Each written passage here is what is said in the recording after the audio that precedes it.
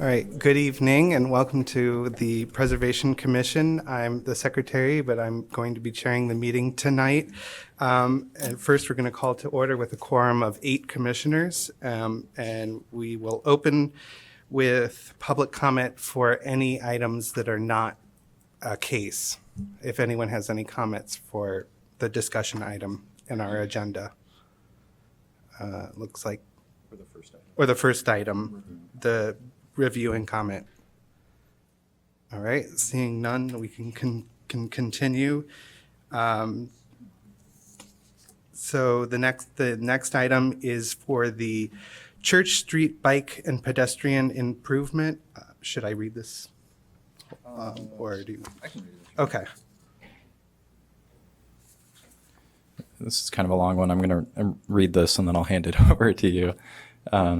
So review and comment of the Church Street Bike and Pedestrian Improvements. The Illinois Department of Transportation and the Federal Highway Administration, in conjunction with the City of Evanston, propose a shared use path construction project involving Church Street, McDaniel Street, and Dempster Street. The project involves the construction of two-way bicycle lane with a barrier median and pedestrian bump outs on Church Street between the North Shore Channel and Dodge Avenue, as well as a shared use path along the east side of the North Shore Channel between Dempster Street and Church Street. This project will fill a gap in an existing bike trail network between Beck Park and Harbert Park in Evanston. IDOT has identified 2 resources within the area of potential effect as being eligible for listing in the National Register of Historic Places, including the landmark designated Evanston Township High School and the North Shore Channel and its associated landscape. As a consulting party to the Section 106 process, the Preservation Commission shall review and provide comments to IDOT on potential adverse impacts, if any, to the identified resources eligible for listing in the National Register of Historic Places, as well as provide, as applicable, recommendations for their avoidance, minimization, or mitigation. Okay, when you're ready. It's up.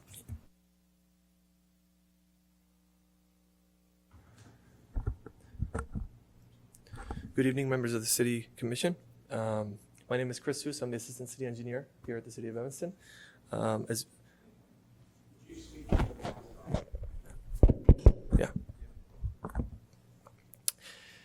Good evening to the committee. My name is Chris Seuss. I'm the Assistant City Engineer here at the City of Evanston. We have a member of our consultant team, Mr. Woods, joining from Civil Tech Engineering.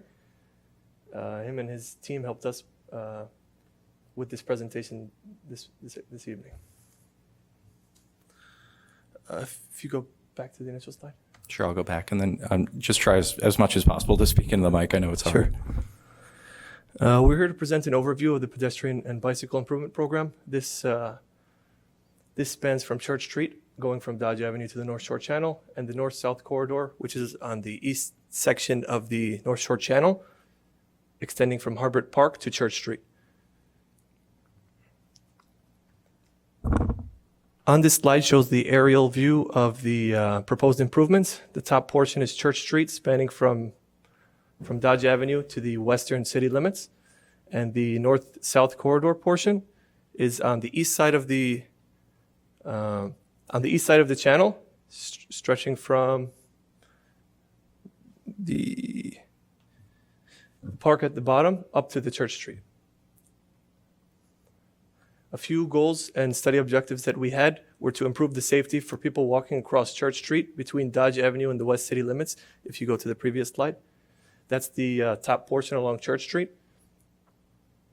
And as well as filling in a bike gap in the gap in the bicycle network along that same region from Dodge Avenue to the west city limits, as well as the trail along the eastern segment of the North Shore Channel between Dempster Street and Church Street.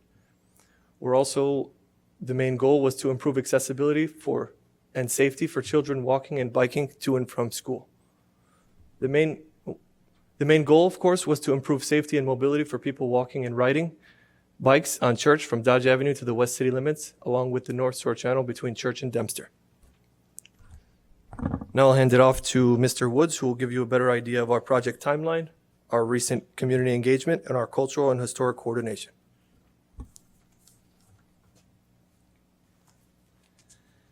Well, thank you, Chris. Thank you, Chris. Again, my name is Jim Woods. I'm with Civil Tech Engineering, and our firm is retained by the city to do the phase 1 engineering study for this, this project. Here's a look at the overall project schedule. I feel like I have to lean over a little bit here. So this is the overall project schedule. Up on the top there, you see 3 boxes. Those are the 3 main project phases, phase 1, 2, and 3. Phase 1 is the preliminary engineering and environmental study phase, and that's where we are now.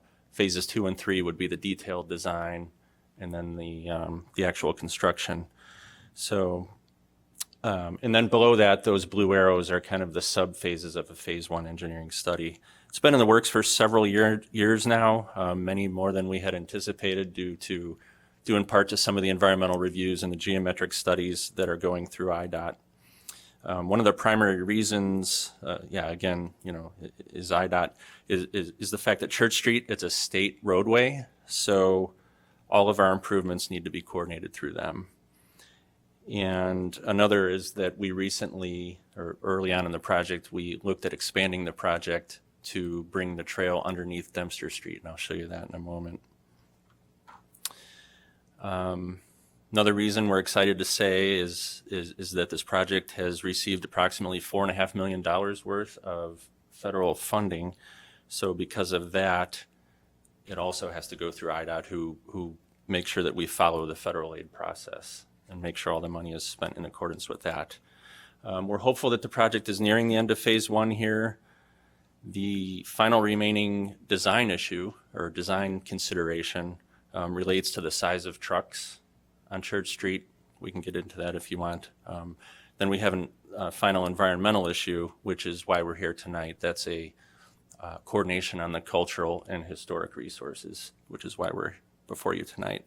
And then once those are set, we can have our final public involvement meeting and then hopefully move the project into the detailed design phase. And then depending on the funding and project readiness, that detailed design could begin as soon as next year. Throughout this project, we've had just lots of community engagement to date. I won't go through all of these, but just in general, we've had an online survey, walk audits, we've had one-on-one interviews, we've had presentations at Evanston High School to some of the engineering classes. Those were fun. We've had meetings with the advisory committee, MWRD School District, King Arts, PTA. I mean, we've just involved everyone in this project. And we did have one large-scale community involvement meeting. All of the information that we've received here has gone into developing this project. The 2 groups that are applicable to the discussion tonight would be Evanston Township High School. We've coordinated with them.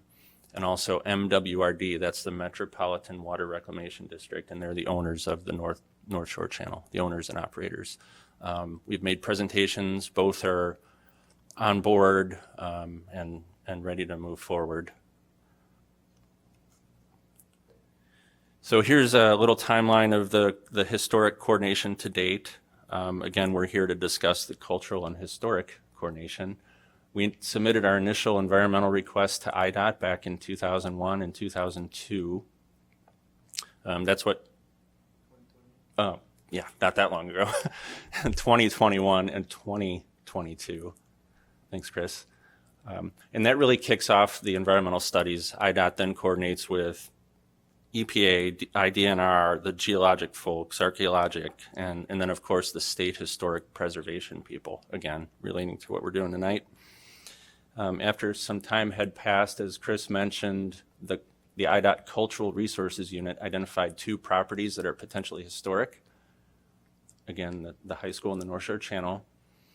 We prepared and submitted some additional information to IDOT, and then that pretty much led to why we're here tonight. IDOT asked that we do this presentation to the commission here tonight for review and comment. And once we get the results of tonight's meeting, that'll go back to IDOT. They will coordinate with SHPO. SHPO is are you familiar with these? There's a lot of acronyms here. It's the State Historic Preservation Officer. And then those two groups pretty much decide, is there an adverse impact or not? Chris went through this already. there's an east-west portion along Church Street and a north-south portion along the North Shore Channel. We'll get into those. We'll get into those in a little bit of detail here. So this is zoomed in a little bit on the east-west portion. This is Church Street. Again, the proposal is a two-way barrier-protected bike lane on the south side of Church Street, running from the North Shore Channel over to Dodge. It's going to be built within the existing pavement limits, so we're not widening any roads or anything like that. There's enough pavement width out there to accommodate this facility. So zooming into one piece here, this is the very east end of the improvement along Church Street near the Dodge Avenue intersection.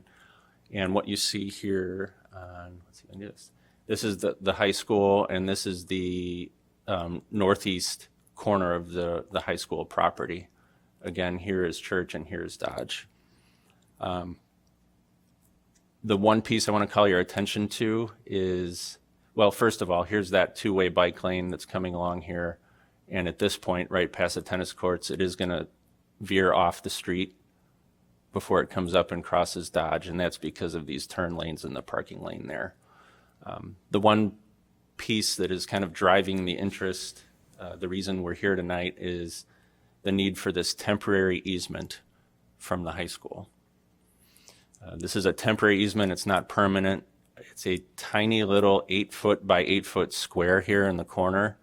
And the purpose of that is to allow for regrading of the curb ramps to meet ADA and ProWAG criteria.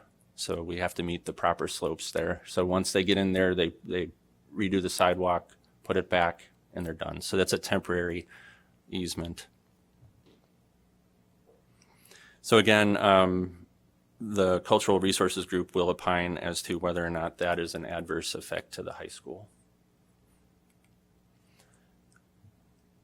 These are some of the other improvements along Church Street. Maybe this should have come before that slide, but we're looking at new marked crosswalks, ADA ramps, lighting, curb extensions. There's going to propose to be a new traffic signal at Church and Pittner. And then, of course, there's that two-way protected bike lane, separated bike lane. These are just some renderings that we put together because sometimes those plan view exhibits are hard to interpret. This is the intersection at Hartree. So this is the before condition. You can see that the cyclists are on the sidewalk there, pedestrians there. There's a bicyclist in the roadway. The proposed condition would be this. So again, it uses the same pavement width. You can see, oops, bouncing back and forth. You can see the cyclists are now in that two-way protected lane there. Moving to the north-south portion, again, this is far zoomed out. So north is to your right now, west is up. We'll zoom into this one now. Starting at the south end, we have kind of 4 slides that'll walk us through this. I think Chris mentioned it starts at the south end in Harbert Park. Here, Harbert Park is a MWRD property. It's owned by them, but it's leased by the city of Evanston so that the city can operate Harbert Park here. I think it's a 100-year lease or something like that. Don't quote me on that, but basically the city owns and operates this. Again, this is Dempster Street here in McDaniel, and again, north is to the right. So the shaded colors here you see, the blue would be a permanent easement. So it wouldn't be temporary, it would be permanent. And then these orange areas would be temporary easements for different uses, where you get in, you do your grading or your access, and you get back out. So again, this whole area is MWRD property.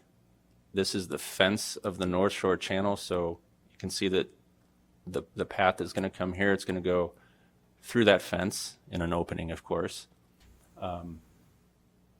And at this point, it's going to dive down and go under Dempster Street along the east side of the embankment there. And then here it will pop back up and come back up along the top end of the embankment. And the reason for this is Dempster Street carries over 20,000 cars per day. And it's not a desirable crossing right here. So we have schools up here, different facilities, and this is really seen as a significant safety improvement. Here's some examples of what that might look like. These are to the south. I think this one's at Bryn Mawr, and this one is at Foster. So again, that trail comes down and goes under, and then it pops back up, just to help visualize what that might look like. So as we move to the north, there's a lot going on in these exhibits, so it's hard to explain every little detail, but the main idea here is this pink dashed line right there is the boundary line between the North Shore Channel and District 65 facilities. So again, in the North Shore Channel, which was deemed potentially historic, and the reason that was deemed potentially historic is, one, due to its significance in the community, and then two, because it's an engineering, I forget the term, marvel, masterpiece, I don't know what the word is, but a 20th century engineering facility. So that's why it's considered historic, or potentially historic. So again, the blue is permanent easement where that path will go, and the orange is temporary. Same story as we're moving north here. This is the Joseph Hill Education Center. I think I'll try to point out this line again right there. To the east, or to the bottom, is District 65, and to that way is North Shore Channel to the west. This will just run right alongside the back driveway at the Hill Education Center. From here down to the North Shore Channel, it's pretty much a 2-to-1 slope or something like that. It's about a 15-foot drop down to the channel. So this will be up at the top of the embankment. Here's another visualization. Again, those exhibits are hard to understand. On the left is the existing condition here. See, this is a back driveway. We looked at putting it on this driveway, but interference with buses and kids and cars and all that was deemed not good. So we ended up, this is that long piece that I was talking about up at the top of the embankment. So the trail would go here. This existing fence would be pushed to the west a little bit. Just as I said before, District 65, we presented to the board, and they really saw this as a way to improve accessibility and mobility for the users of their facilities, and especially safety down at that Dempster crossing. And then this is the last little piece as we get to the very north end of that north-south piece. Same story. There's that pink line, and here comes the path. Again, I think it's an 8-foot. It's either 8. I think it's 10 feet. It's a 10-foot wide path, by the way, that will come up here, and then it'll join Church Street, and then continue over to Dodge Avenue. I think that's all I had. That's kind of the rundown. Again, the IDOT Cultural Resources Unit is looking for this commission's feedback. Do you feel these are adverse impacts to these potentially historic properties? Do you not? Do you have comments, questions? And really, that's why we're here, is to answer any questions you have. So. I have some. Can we? Was there anything else that Rajiv or Chris you wanted to add? Laura, good. Okay. Right. Well, I think we're now open for questions from commissioners to the presenters. Okay, I have some questions. I actually live on Church, a couple blocks from here, and have a kid that rides the bike every day almost. So I'm really familiar with this bike lane, and had a kid go to school right over there. I know this area. I've spent way too much time circling this area over the past couple of years. But I just have a question about, I love some of these changes. But my question is around the north-south connection from, Church Street down to the park that you mentioned. Harbor Park. Yeah. How many people, I guess, do you expect to use this? And who's the consumer base like that will be using that path in particular, that piece of the path? It'd be a combination of community members and people coming to and from the schools. We don't have an exact number. We have looked at, if some of you are familiar with Strava, it's a bicycling app. They have a product called Strava Metro, and you can see like heat maps of where people are going. As you might expect on the west side of the channel with the path system over there, that is a big, thick line. There's a lot of users over there. On the Evanston side, you can see people coming up from the south, and they pretty much hit Dempster and they kind of disperse. Some go up McDaniel, kind of work their way through the neighborhoods. Some probably go to the west. And then by the time you get up to the north side of Church Street, you can see that kind of thick line pick up again. So it really, I wish I had that exhibit, but it really shows that there's kind of a gap in the system right there. And I know the city can speak to this, but I believe you're trying to improve continuity along the Evanston side. So Yeah, the reason I ask, I haven't seen that heat map. I don't know who those people are, but are you thinking King Arts? Is that the student population you're thinking about that is using that? it could be them or the others, what is it, the Hill Education Center? JEH is all pre-K. Okay, so it's They're parents. not it's- riding it, yeah. Laura, did you want to add? Yeah, excuse me. Okay. We met with the school district 65 as part of our public engagement for this, and they were really excited about making that connection for some of the King Arts students. But really what we're trying to do is create connection that is really helpful to the high school where students are concerned. Like, we're really looking at how do children from around the city make their way to the high school in order to better make that feasible. In addition, we've had a lot of concerns expressed from the Evanston Transit Alliance, Active Transportation Alliance. Active Transportation Alliance? Yes, the Evanston Group, ETA, that is really focused on expanding other more active transportation, and they've really looked at or wanting us to create these additional connections where we have gaps, this being one of them. Yeah, I would just add, then obviously I feel like I'm taking up too much time, but first thing that comes to mind is I'm thinking of the high schoolers too, and there's a lot of traffic that actually goes up and down Dodge. And Dodge has a bike lane that's not protected. It's super busy on that road. Like, for me personally, if I were to build something, and I am a big proponent of bike lanes, that would be where I would put it. I think it would serve a lot more ETHS students. King Arts, if you're solving for King Arts, for those not familiar with the district, they're closing a lot of schools in the next year, 2 to 3 schools. They haven't announced which ones, but I wouldn't necessarily put all your weight into like that school. It's a rather small magnet anyway. So, that's just my feedback. I love what is happening on Church. I think having a protected 2-way lane is awesome.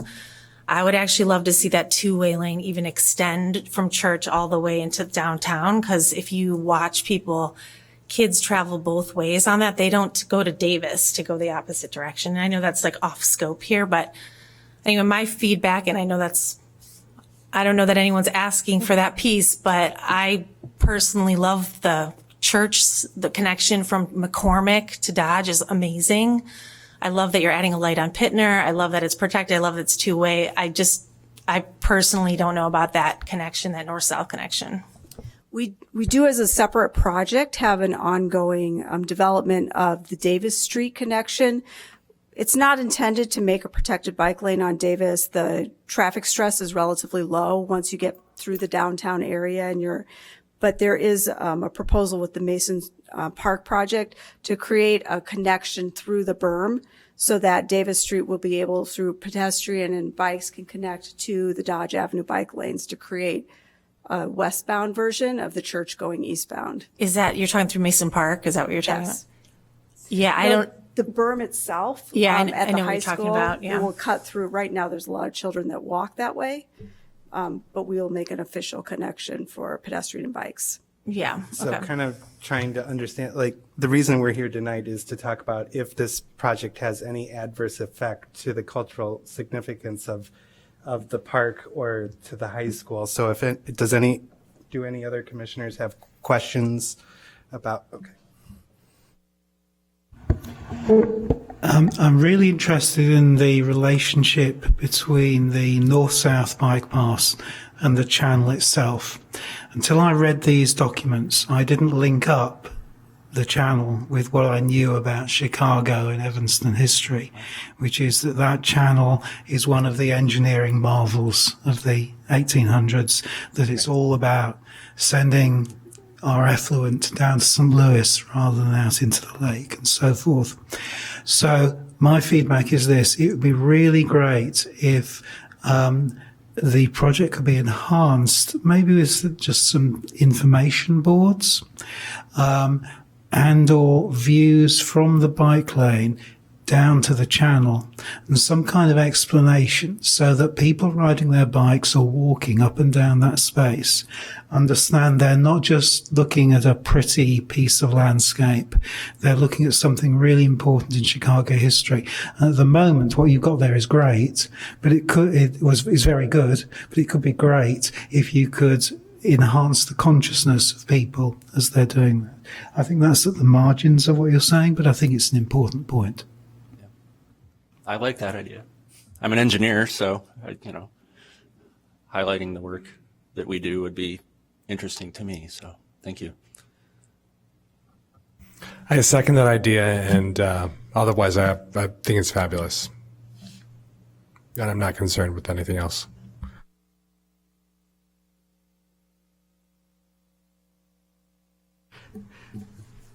Do you have another comment? Or Well, I was going to have something to ask.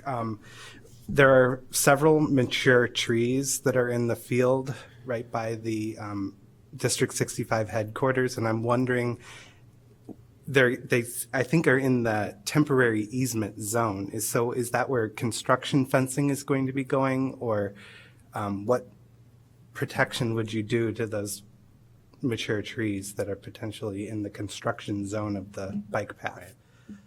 Right. So there's a lot of those trees down in Harvard Park, where you saw down at the bottom where it kind of angled to go under the bridge there. We were able to miss all of those. Once it gets down along the edge, there are some trees that would need to come out on the other side of the fence. A lot of them are overgrown. They're not desirable species, let's say. But when you come back up to the area, I think where you're talking about, the field north of the buildings, again, we're going to miss those. Church. Just south of Church. Yeah. We're going to miss those trees just the same way that we are down in Harvard Park. And the other, I think it comes up with transportation, that 8-foot square that you were talking about right at the corner of Church and Dodge, that is a huge pinch point kind of right at the time of before school and after school with when you're talking about transportation, that's where all the bus lines are. And if there's going to be construction happening there probably should be some kind of impact study or some way of relieving so that the students have some way of safely crossing the street while you're working on that bike path there. Yeah, that's good feedback. We did have cameras out there that count the traffic. They also pick up the pedestrian usage, and we saw that same thing. It's a very popular corner. I mean, because I mean, if you're there at right after school, I mean those CTA buses are jam packed with students, and so if you're going to do construction in that area is impacted, a temporary crosswalk or something that was 15 feet back or something would help. But we'll have to coordinate with the school when we get into the detailed design phase. And that's the next phase. And there's maintenance of traffic exhibits. There's detailed maintenance of everything that has to be put together. And we will continue that community involvement through that phase, especially with the school. Right. But I mean, it sounds, I mean, I'm going to ask a question. Do you think there's a general consensus among the commission that there's not going to be an adverse effect to the historic and cultural aspects or engineering of this project? Just minor transportation construction issues, but not, right? I personally would, the north-south piece, I don't think you need to run all that concrete and run a new path. I mean, right over on McCormick and the Skokie side, there's a long path. It's like parallel to that one. So for me, I would rather not see going through all that green space. I don't personally, I mean, you don't have data here to show us, but I don't know that there's a huge demand for that piece. Anyway, just the Dodge piece is kind of, I'd rather see funding put toward improving that. But having said that, I think the green space should stay there, and I'd like to just see that. I have no issue around on Church. I mean, I don't think it impedes with the high school or it's a drop back at all. I actually think it's a huge benefit. All right. So I think we've discussed this, and what we'll do is we'll review the video, and we can summarize it and send it to you so that you can send it to SHPO and to the IDOT, right? Yeah, it'll go to IDOT first. Yeah, we will work with the city and package it up, send The it to cultural IDOT. resource the unit cultural at IDOT, resources, yeah. they send it to SHPO. They work together, and the goal is what's called cultural resources clearance. That means you're clear to move to the design phase. So, All right. Thank you. thank you very much. So we're now moving on to old business. We have 24 Pres 0137 318 Greenleaf Street. Kate, do you want to, when you are ready, read it into the record?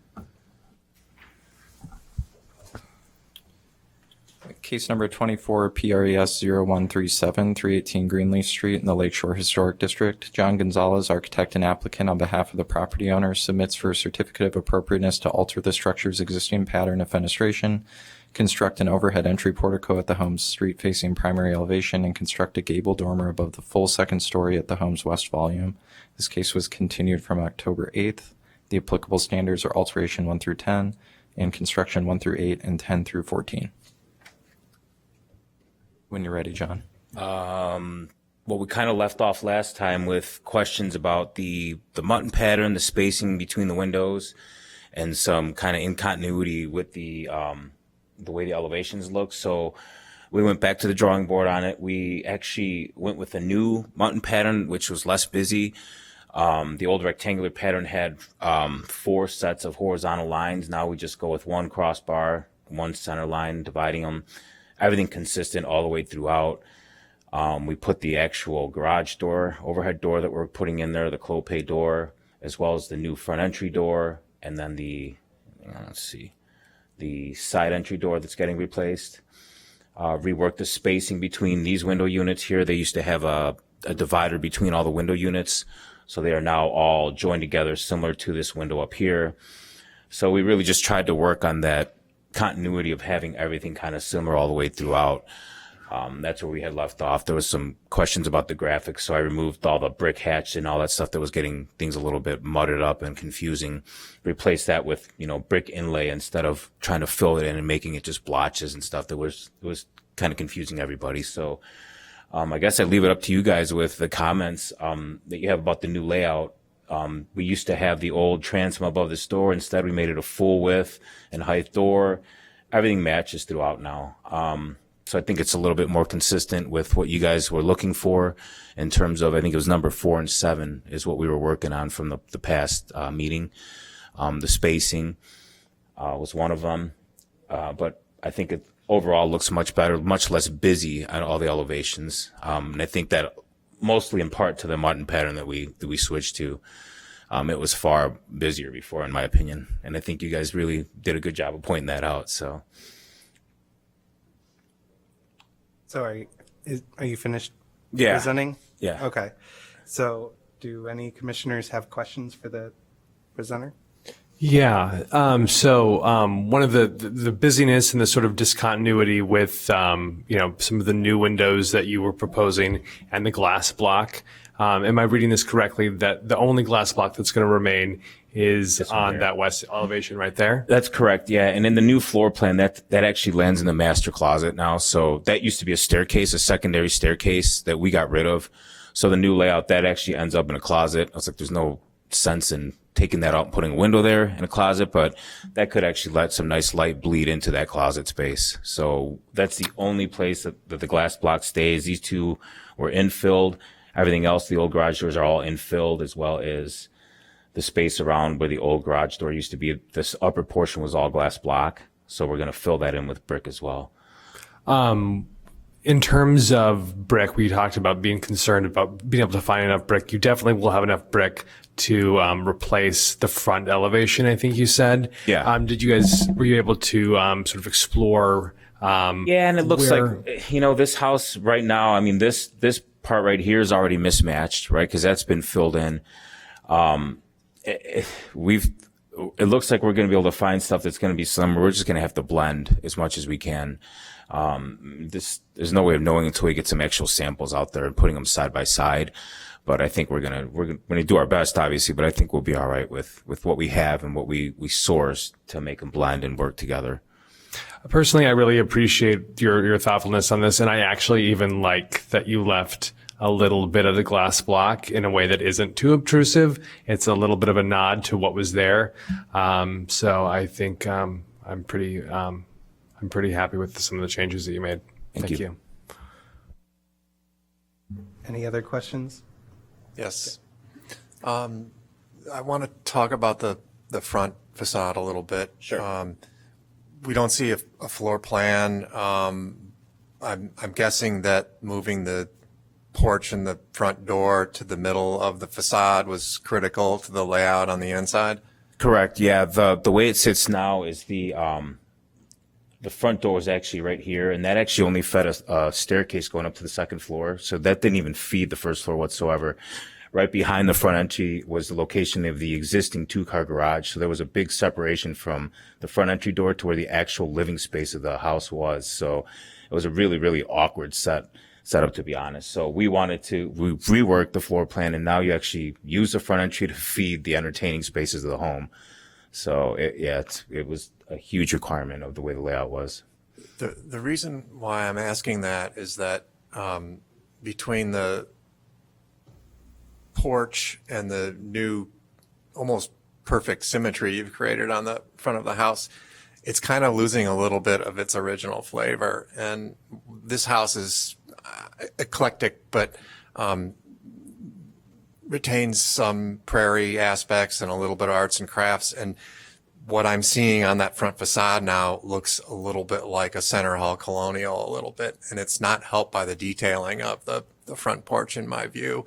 The columns, I don't think, fit with the original style or the style of the main house that this was originally a part of. So I would like to see not necessarily the front door move, but some other treatment on that porch. You've nailed the roof pitch and the flare and the swoop of the pitch perfectly, but it's just taking on a new flavor that I don't see in that house. And part of the thing that we were trying to achieve too is because this was a coach house, was to give this its own identity in the process as well, because it was, coach house to the property to the west of it. So giving it a new defined front entry was a big thing, because the existing one is non-existent. It's buried by trees and overgrown bushes. And we felt that this actually gave it a better presence from the street and its own identity, like I mentioned. Thank you. Any other questions from commissioners? All right. So now we have an opportunity for the public to offer comment on this project. Are there any people here to comment on the project? All right. Seeing none. Cade, did you receive any public? Okay. So we can now enter into deliberation of the project. Does anyone have anything to say? Yes. Yeah, I mean, I think the conversation previously was, we had pretty specific concerns, and I think you addressed them. So I think it looks great. Thank you. Anyone else?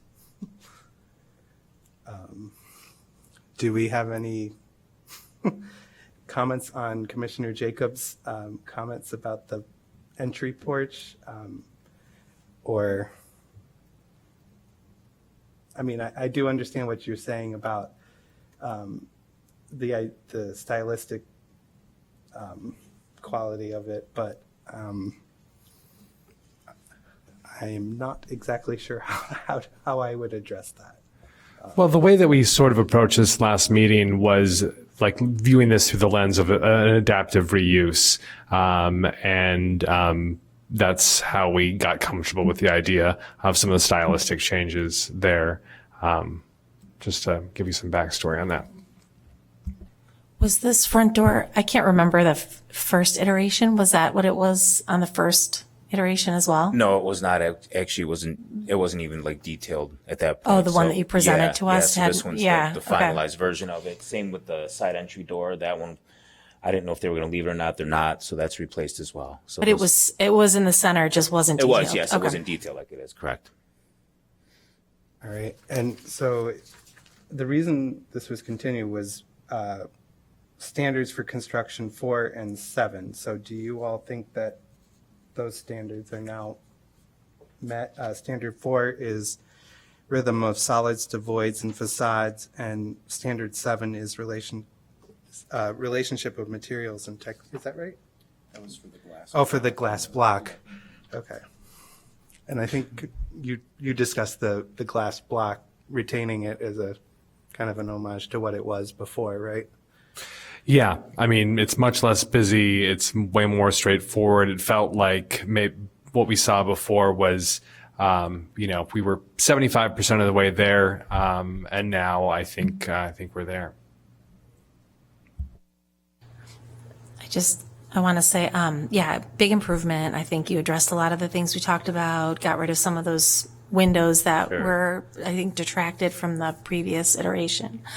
I do see what Commissioner Jacobs is saying. I don't know, it's probably not enough for me to not, I think it meets the standards, but I think he does have a valid point about the style, and it does lose something, with that new front that you might want to consider looking at changing it slightly, but that's my point of view.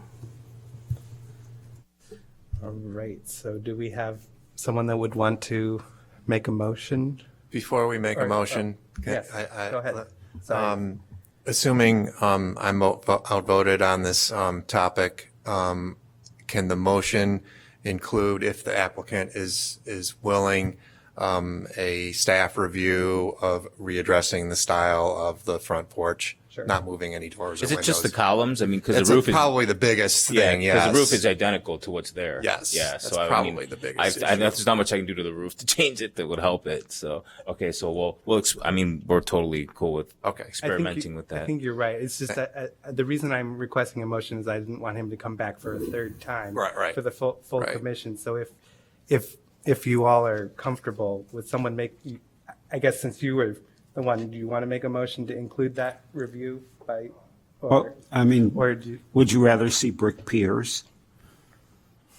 Probably. I mean, I agree Yeah. that the classical columns stylistically have nothing to do with what this building was at a point in time. And, since we keep wanting to make the building simpler, I think that to do simple square brick piers with some sort of an impost or capital on them in wood underneath the fascia of the new porch roof might be an improvement. I can make a motion then.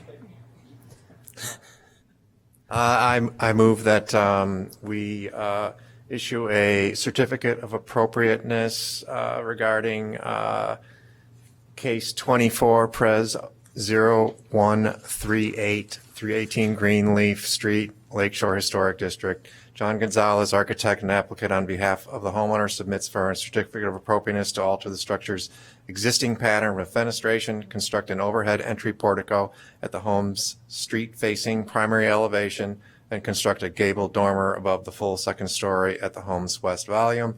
Applicable standards, alterations 1 through 10, construction 1 through 8, and 10 through 14. With the caveat that the applicant review with staff, and staff has the ability to approve a more stylistically appropriate front porch. Do we have a second? Second. All right. All in favor?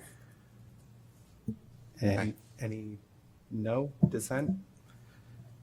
All right. It passes unanimously with staff review. Thank you so much. Thank you. Appreciate it. And now we move to new business, 24 Perez 0159, 2945 through 2949 Central Street, a landmark property. Ken Hazlitt, architect and applicant on behalf of the contract purchaser, submits for a certificate of appropriateness to construct a wood pergola or arbor at the outdoor seating area in the property's south and west yards. Additionally, the applicant requests a modification to a previously approved certificate of appropriateness, case number 24 PRES 0138, approved on October 8th, altering the pattern of fenestration at the structure's east volume to include a new window and 2 overhead doors and new openings. The applicable standards are alteration 1 through 10, construction 1, 3 through 8, 10, and 12 through 16. All right, welcome. Great, thank you. When we met last month, the building was approved, but what wasn't approved was the trellis around it. And so you had a lot of comments about softening the trellis or making it different or whatever. So I'd just like to go through the changes that we made to the trellis. First, there was a fence around the perimeter on the outside of the trellis. We eliminated the fence, and we replaced that with a hedge, just a low green hedge. I think that's a little softer and such. Can you turn to the perspective, that we did? That's the revised perspective, and it's kind of far away. Can you see? Oh, well, yeah, you can see the edge. Also, we've eliminated in the corners, you can see it in the far corner, the trellis, and put a tree in there. We're going to work with the city to put trees in the parkway along Hurd Street, and the plan is to grow ivy that comes up onto the trellis.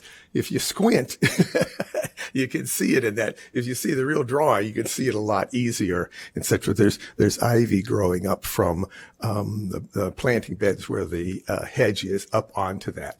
And then we were gonna have a series of as large as we can, trees in movable pots, big movable pots that we could move around and put in different locations, depending on the layout of the tables. We have, I think, at least 4 of them in that area there.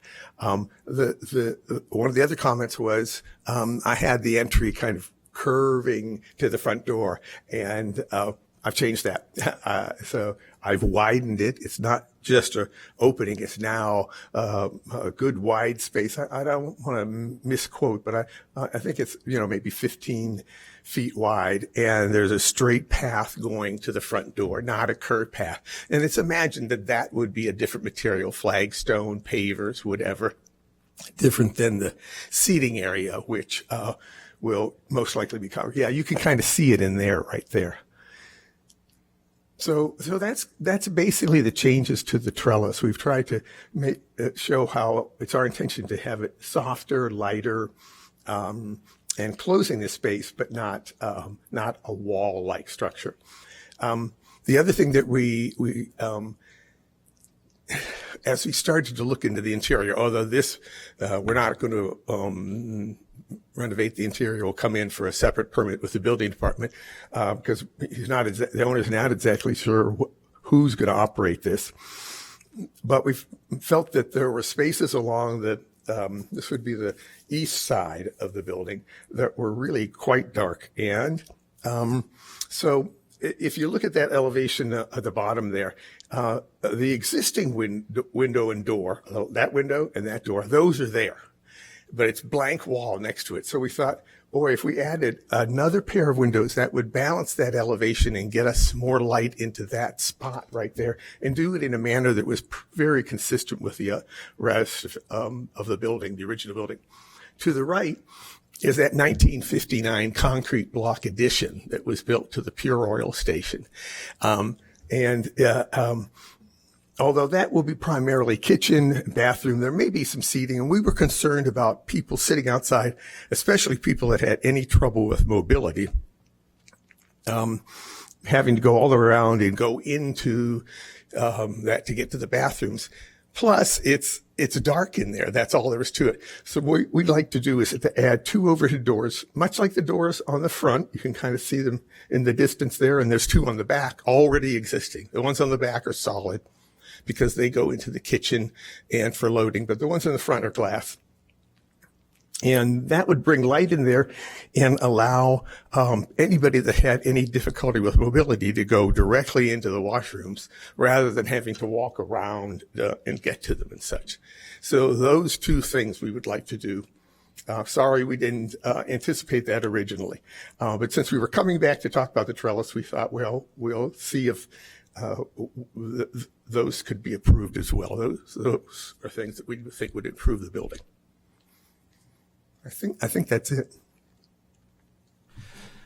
All right. Do we have any questions, commissioners? Okay. Seeing no questions, do we have anyone in the public that wishes to have public comment? All right. Seeing none, and we've received no public comment from this. I received 2 written letters of support that were included in the packet. Yeah. All right. And just for the record, Commissioner Bose Carlson has stepped down from the dais for recusal. So any commissioners want to say anything? Oh. Yeah, I think the reconception of the trellis in its relationship to the building, to the way the building is seen from the street, to the way the building is accessed, into the way in which the trellis creates spaces, outdoor public spaces between the building and the trellised seating areas, really addresses all of the major major reservations that we had last time when you were here, and I think it's very nicely done and sensitive in relation to what you've done with the building. I think I understand the few little changes that you want to make to the structure itself that we already approved, and those, at least to me, seem fine unless any of the other commissioners have questions or reservations about them. No objections. I just want to state that I think this is a wonderful example of adaptive reuse. And even though there's no precedent from which us to judge how the trellis and the seating and all that would have made sense in the context of the original building, this is what it is now. And I just think it's a great example of how we don't have to slavishly stick to something that was 100 years ago and now it's reinvented in a new way, and we're saving a beautiful building, and I think it's a success. Right. Does anyone? Yes. Yeah, I just want to say I definitely think it's an improvement. I appreciate you putting in the work to add some of those green pieces. I think it's going to make a difference, especially in like the winter when you have the hedge. It won't look so barren. So I think it'll be great. All right. As go last, and I will echo everyone and say that this is an improvement, and it is a great example of adaptive reuse, and we're looking forward to a new restaurant on Central Street. So do we have a motion for approval? Stuart? Okay. I move that we grant a certificate of appropriate to 24 Praz 2954 to 2949 Central Street Landmark for a certificate of appropriateness to construct a wood pergola and outdoor seating area in the property's south and west yards. Additionally, the modification of the previously approved certificate of appropriateness, 24 Pres 0138, which was approved on October 8th, altering the pattern of fenestration at the structure's east volume to include a window and 2 overhead doors in the new openings. Applicable standards, alteration 1 through 10, construction 1, 3 through 8, 10, 12 through 14, and 16.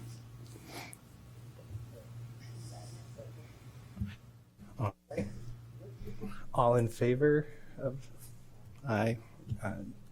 All right. This project passes unanimously. Thank you. Thank you. Thank you so much.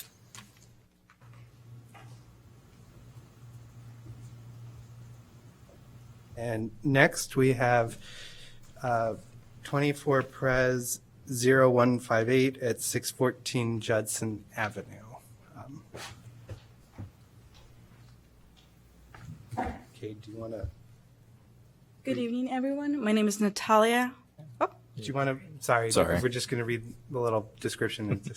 Studio Tallow Architects, applicant on behalf of the property owner, submits for a certificate of appropriateness to 1, alter the exterior of the home's south volume 3-season room for use as habitable space by replacing screen panels with sliding doors and existing openings, replacing a single skylight with 2 smaller skylights on either side of the addition's ridge, and removing and infilling an existing south elevation window. 2, altering the pattern of fenestration and proportion of openings at the home's rear volume single-story addition by replacing existing windows. And 3, reconstructing the rear volume shed roof and new shed roof dormer above the full first story. Applicable standards, alteration 1 through 10, and construction 1 through 4, and 7 through 15. Okay. Thank you. My name is Natalia. I am a project manager at Studio Tallow. So this project consists of 3 different main parts, as Kate already said. First is addition of a shed dormer on the 2nd floor in order to create a primary bathroom. The second is converting the existing 3-season screen porch into an enclosed living room space. And then the third one is renovating the 1st floor addition into a bigger kitchen space.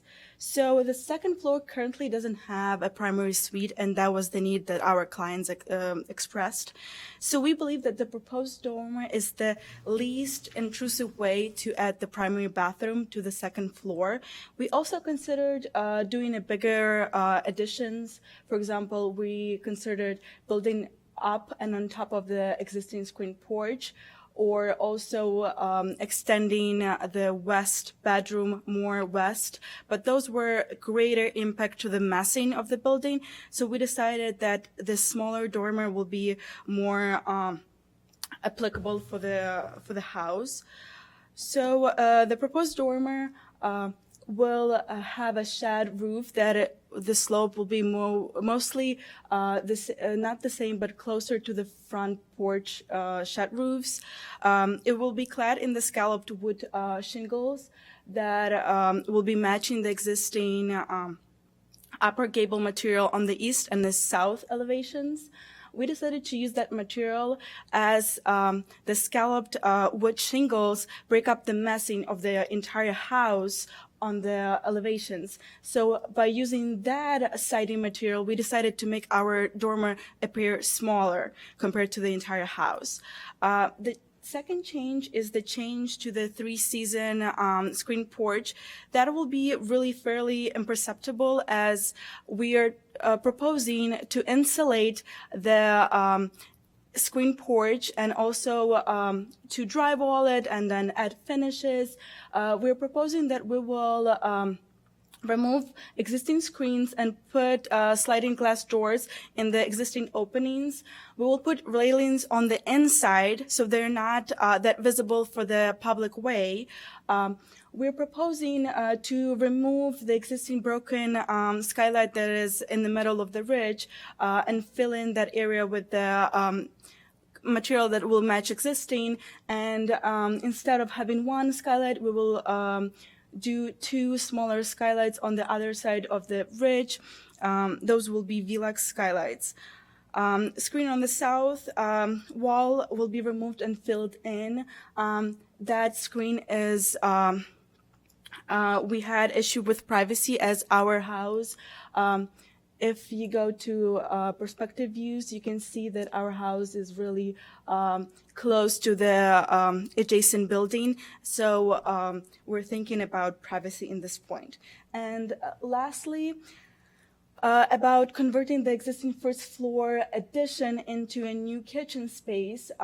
So originally the owners proposed removing the existing first floor 1-story addition and building a new, much larger one. But we've decided to remain the existing first floor addition. So the footprint of the entire house will not change. But because of the, in order to facilitate structure of the dormer, as well as to have a reasonable head height for the kitchen windows, we're proposing to rebuild the shed roof for the new kitchen. So that roof will be the same material, which is asphalt shingles as existing. And we're also proposing a skylight in the middle of the kitchen in order to bring a lot of light to the kitchen. The existing rear entrance also has some changes. We're proposing to remove existing sliding glass doors and substitute that with one swing door and adjacent casement window. Thank you. All right, thank you. And for the record, Commissioner Ailman has stepped down from the dais for recusal. Any questions from the commissioners? So I noticed on the side view, the new pitch for the shed, it seems like it's the same angle as the, can we compare it to the one before, the existing?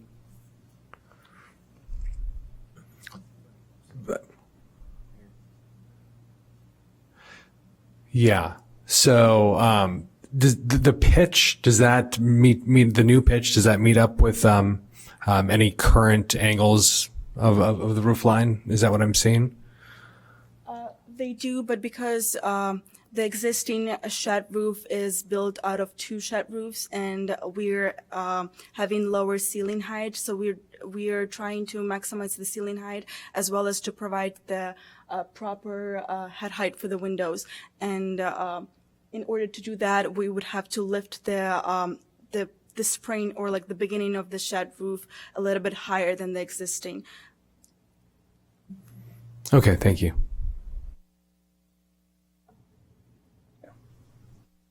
The south elevation, I see that you removed a window, and I'm sorry, I don't remember, you said there's privacy concerns. Is that, what is that room that?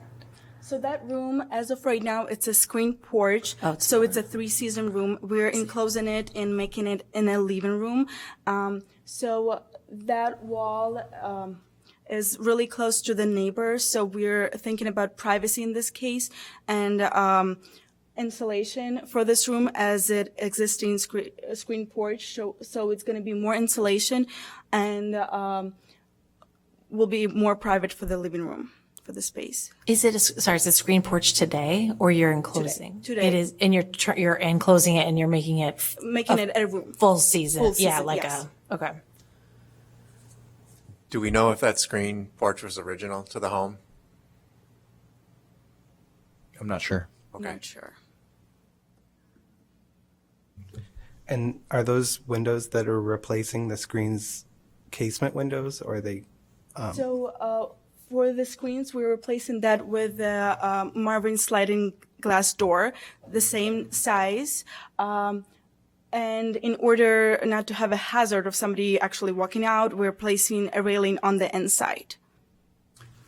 The end elevation of that screen porch is it screens on the 2 sides, and that's actually a window facing? It's all screens. Or is that screen? All as well? screens, as well as the skylight is also a That's a screen? That the is a thing that screen. looks like a double hung window. It is in a your screen. drawing. It is a screen. As of right now, yes.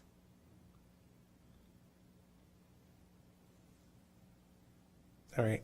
Compositionally, it's pretty nice. It's a shame to have it go away. Yeah, regarding that, I mean, did you think about putting a double hung window and just, good old fashioned curtains or, other solutions just to keep the aesthetic? Because I agree the composition is nice with that opening at the moment. So the issue with that room, it was that we were trying to create a space where to provide a solid wall for the TV within the house. So that was the wall that we picked for the TV. And we did try to create, for example, a casement window on the upper where the double hung screen is, and then fill in the hardy panel on the bottom. But it was just not given the look. So we decided to remove it and infill it with the same siding material. Any more? Oh, I was just going to try to answer John's question.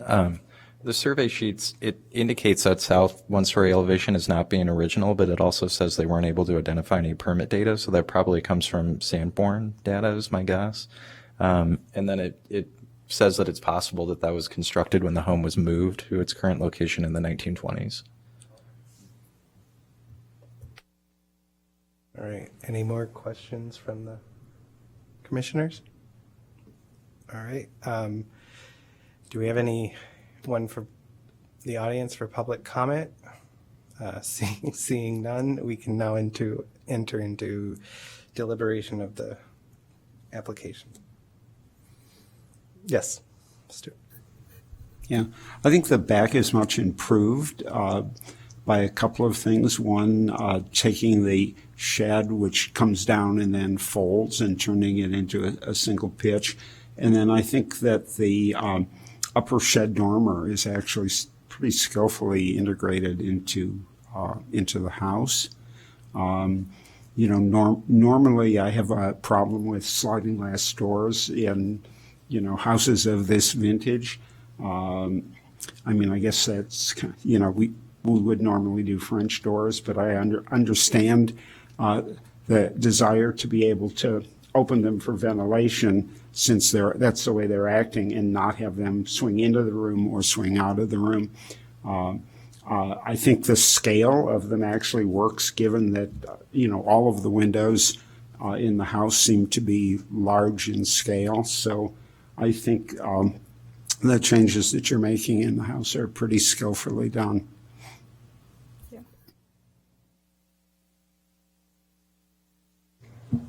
The only issue I have is on the east elevation, the front of the house, we're putting a skylight there. I don't like seeing skylights on the front of the house. Oh, you right on the addition. Yeah, on the addition. I'm sorry, I didn't hear that. Oh, sorry, I didn't talk into the mic. The only issue I have is the skylight on the front of the house on the new family room, previous screen and porch. It's on the front of the house on the street side. Could you go back to that elevation? It's right, and it's there, up there. So the skylight was on the ridge, which I don't know how it didn't break. But now that's on the front of the house. There's one on the rear of the house as well. I'm just not a huge fan of skylights on street sides. I've forgotten, what's the orientation of the front of the house? It's east. East. It faces east. East. Yeah, and so there are two identical skylights, one on either side instead of being on the ridge. So it's just, if anyone, yes, do you have any? Thanks for flagging that. I mean, I share that opinion. Yeah, I was just going to say that too. Maybe if we agree that it passes, maybe we could make a condition that the front one comes off, because there's plenty of windows in that addition. There's like 3 on the front, 3 on the other side. And one skylight would be remaining on the back. I don't know how people feel about that, but that would be something I would consider. Yeah. It would seem that you've taken the screen porch and simply taken the screens out and put in sliding doors. And the thing that I wonder about is, whether the porch, and you say you're going to put a TV out there, whether the porch and its use would be nicer if you differentiated the orientation to the backyard from the view out to the street in terms of the way you, fenestrate it. So we're looking at for standards, so that this review of the skylight, it could either be alteration 1, that every reasonable effort shall be made to adapt the property, structure, or site or object in a manner that requires minimal alteration of the property, structure, or site or object in its environment, and so, or what was the other potentially under a question of openings. So if you think. Yeah, I don't think it's really openings. I think it's just what would be expected to see, what we would expect to see on it on the front of the street versus what's there. So 1. So alteration 1. Yes. Yeah. Especially because I think understanding from what commissioners have said that there's plenty of openings and light in that addition, and so the reduction of a skylight wouldn't be very. Yes, Commissioner Cohen. I mean, the problem is that, well, first of all, Studio Talo does really nice work, and thank you for coming to us with a project that's well thought out. It's tempting to say, well, what would happen if you simply did away with the front-facing skylight, and instead of the 3 sliding doors, you kept the sliding doors at the back, and in the center of that wall facing the street, put a big scale double-hung window like the one that occurs on the 2nd floor. I mean, I think it would do some really interesting things visually, because what you'd get is a sort of diagonal, not a pairing, but you'd get a diagonal reading of those things, and it would reiterate a window size and window pattern that already occurs on the front of the house.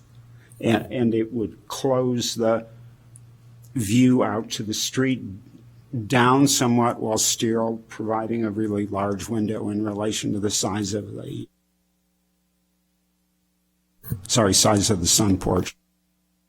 Does everyone understand what Commissioner Cohen is suggesting, or do you think that? I totally agree. Agree that that would be in. Yeah, again, we're looking at sliding doors on the front of a house, which is not what we'd expect on a historic home. But what's currently there is our panels. So, I mean, Screens, right. Yeah. So, I mean, this emulates that more than changing it. I think there's an argument, either way. Yep. But, to honor the client, the homeowner's wishes, and also, trying to find a way to bridge this gap, I think limiting it to the removal of that front-facing skylight, I think, does it for me.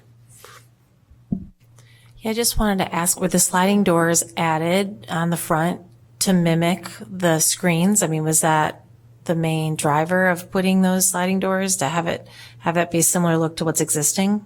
It was, and because we were able to find the Marvin sliding glass doors almost similar to the size of the existing screens, that will give us a chance not to take away the existing exterior trim, but to keep it.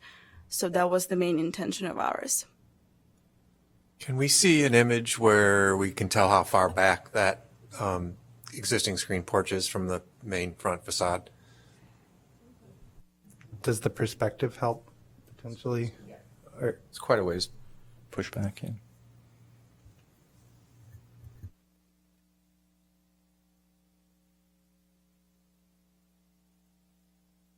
it is set back. It is. Yeah, so. I completely agree with the skylight comment, and I doubt there'll be much objection if we approve on that condition. In all likelihood, they'll get rid of the back one also because of the symmetry within the room, but there is a lot of light otherwise in that room. I like Commissioner Cohen's suggestion. If we squelch off the skylights though, and then we're starting to take away some of the light of the doors, I'm fearful that the client won't be happy with that degree. And since I feel like we could probably go either way on that topic, I'm probably willing to approve it as it is, with the exception of the front skylight. Well, and after hearing that the openings of the screen are almost identical to the new sliding, and we're using the standard for minimal alteration for the skylight, I think that potentially falls in line with, otherwise we're doing a kind of dance where we're It's very tempting to want to see some muttons over there, because there's also that in the screen frame pattern over there, and especially if we're going to consider this to be a stick style home. But when I look at the photos of the existing home, there's nothing anywhere else. Whether they were there originally or not, I don't know. So I don't feel like that should be a caveat here. I'm willing to live with the single pane glass in the doors. all right. So it sounds like we have consensus. Does someone have a motion for? Yeah, I'll make a motion. I make a motion to approve a COA for 24 Pres 0158, 614 Judson Avenue in the Lakeshore Historic District. Studio Tallow Architects applicant on behalf of the property owner submits for a certificate of appropriateness to alter the exterior of the home's south volume. 3-season room for use as a habitable space to be replacing screen panels with sliding doors and existing openings, replacing a single skylight with one smaller skylight on the backyard side of the ridge, and removing and infilling an existing south elevation window to alter the pattern of fenestration proportion of openings at the home's rear volume single-story addition by replacing existing windows, and 3, reconstructing the rear volume shed roof and new shed roof dormer above the full first story. Applicable standards alterations 1 through 10 and construction 1 through 4 and 7 through 15. I amended, yeah, so I included that in there. But just to clarify, it's approved except for the front elevation side skylight. So do we have a second? All right. All in favor? Aye. Okay. Congratulations. Passing Thank you so much. unanimously. Thank you. So next we have approval of the meeting minutes from October 8th. Does anyone have any edits or comments on the minutes? Kate, did you receive any edits? I did not receive any. All right, so seeing none, I will consider the minutes approved. Right now it's 8:17. I don't know if you all want to continue or do you want to, okay. Yes, so continue with discussion for 1311 Judson Avenue. Kate, do you want to read that into the record?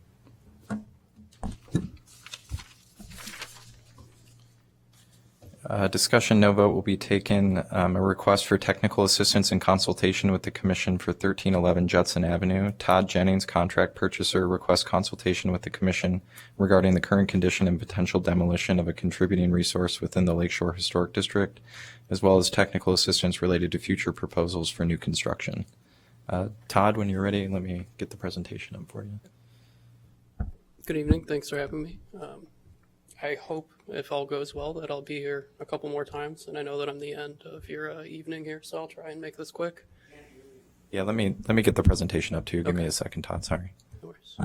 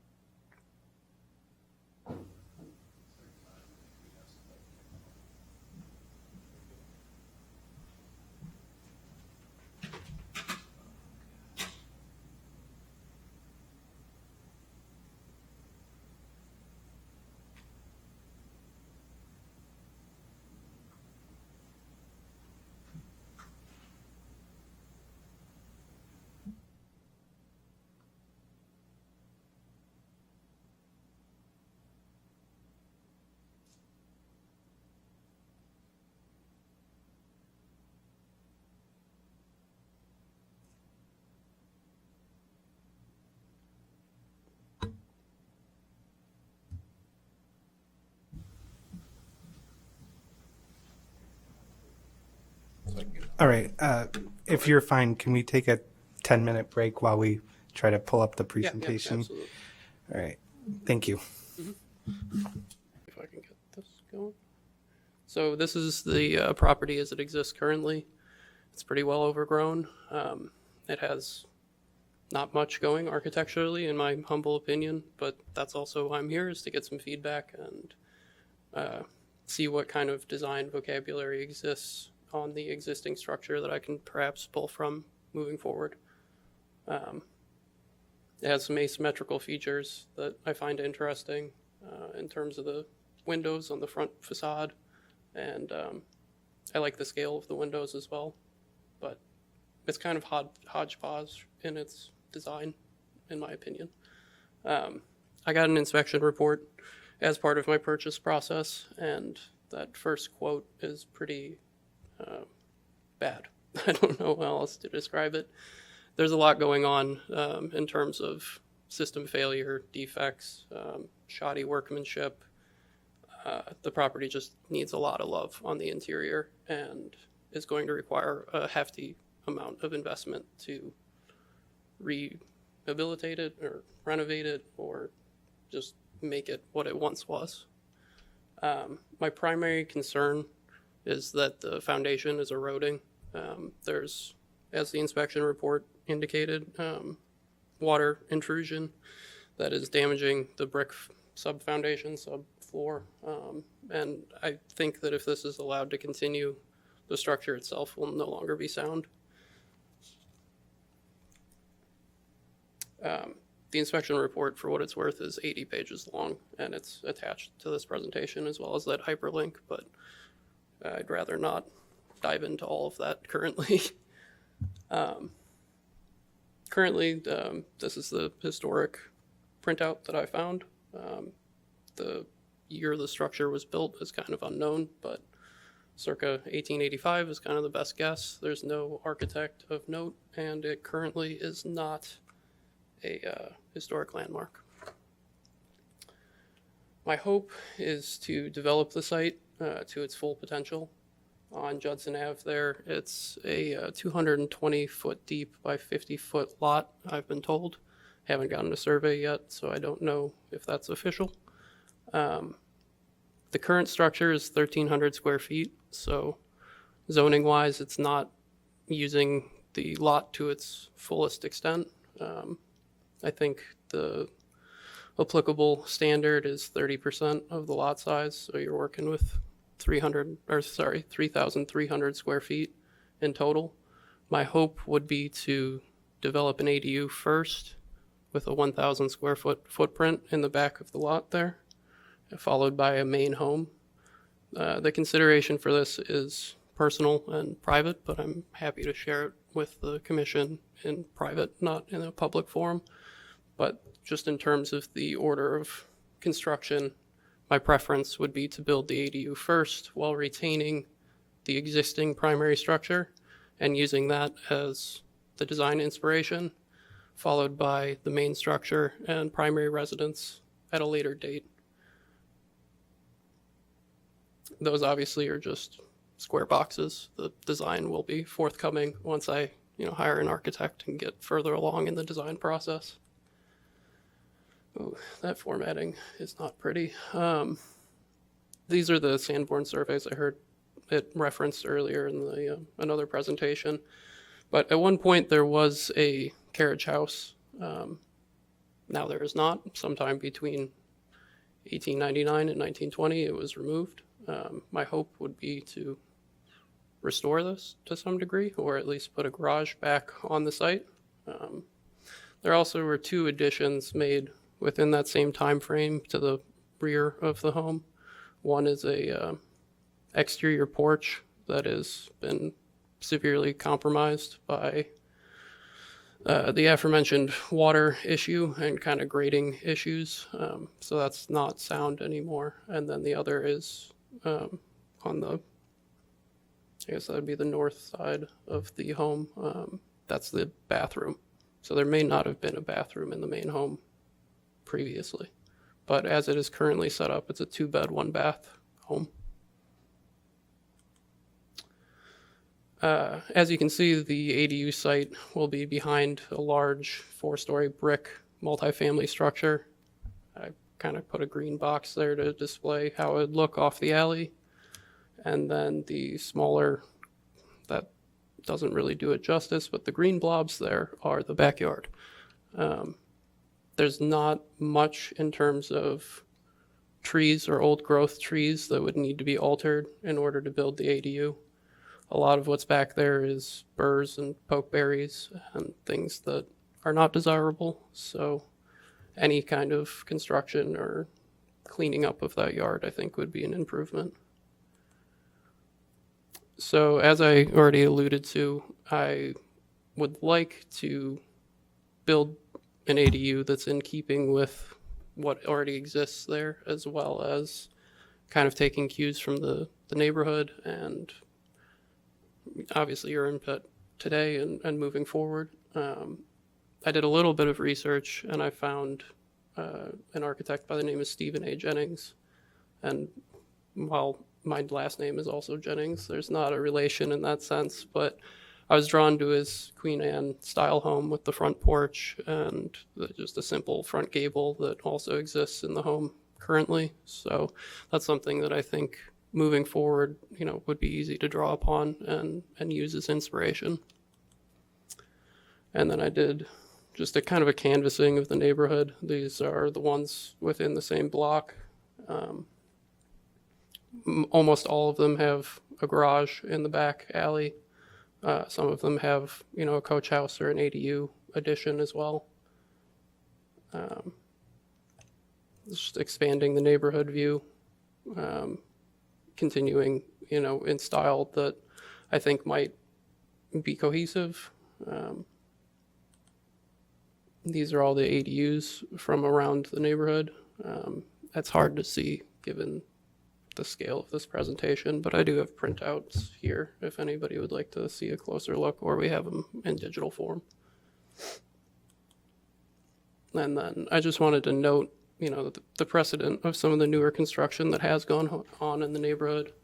The top two examples there, you can see a metal roof, which, wasn't something that would be around historically, and kind of the black frame windows on 1208 Hinman there are also something that would be newer in architectural style that I find appealing. And the rest of the ones there, just kind of the white aesthetic without the shutters on the bottom. I think that's 15, 14 Judson Ave is another one that I find appealing. And, on the top left there, that one isn't complete yet, but the front porch I enjoy as well and would be something that I would look to incorporate in my design.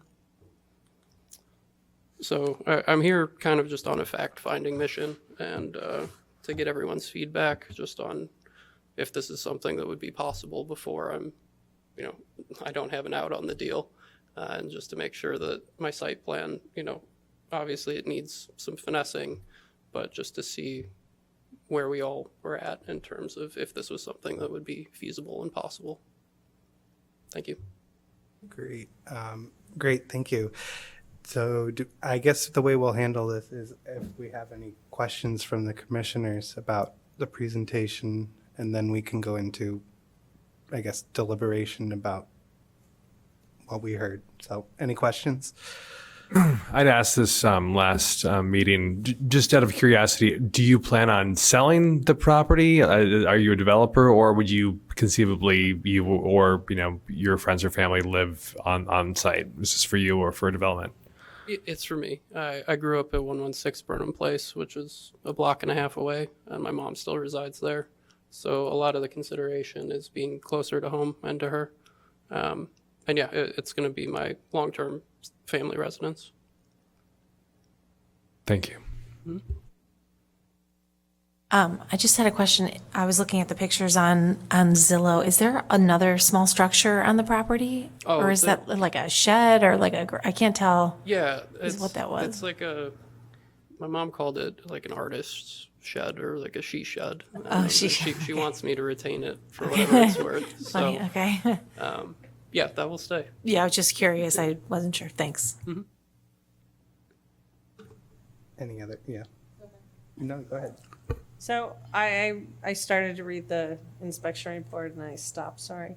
No, My there's a question lot to there. you is this a house that could be moved for any other reason? And is the house in okay shape, just not the foundation?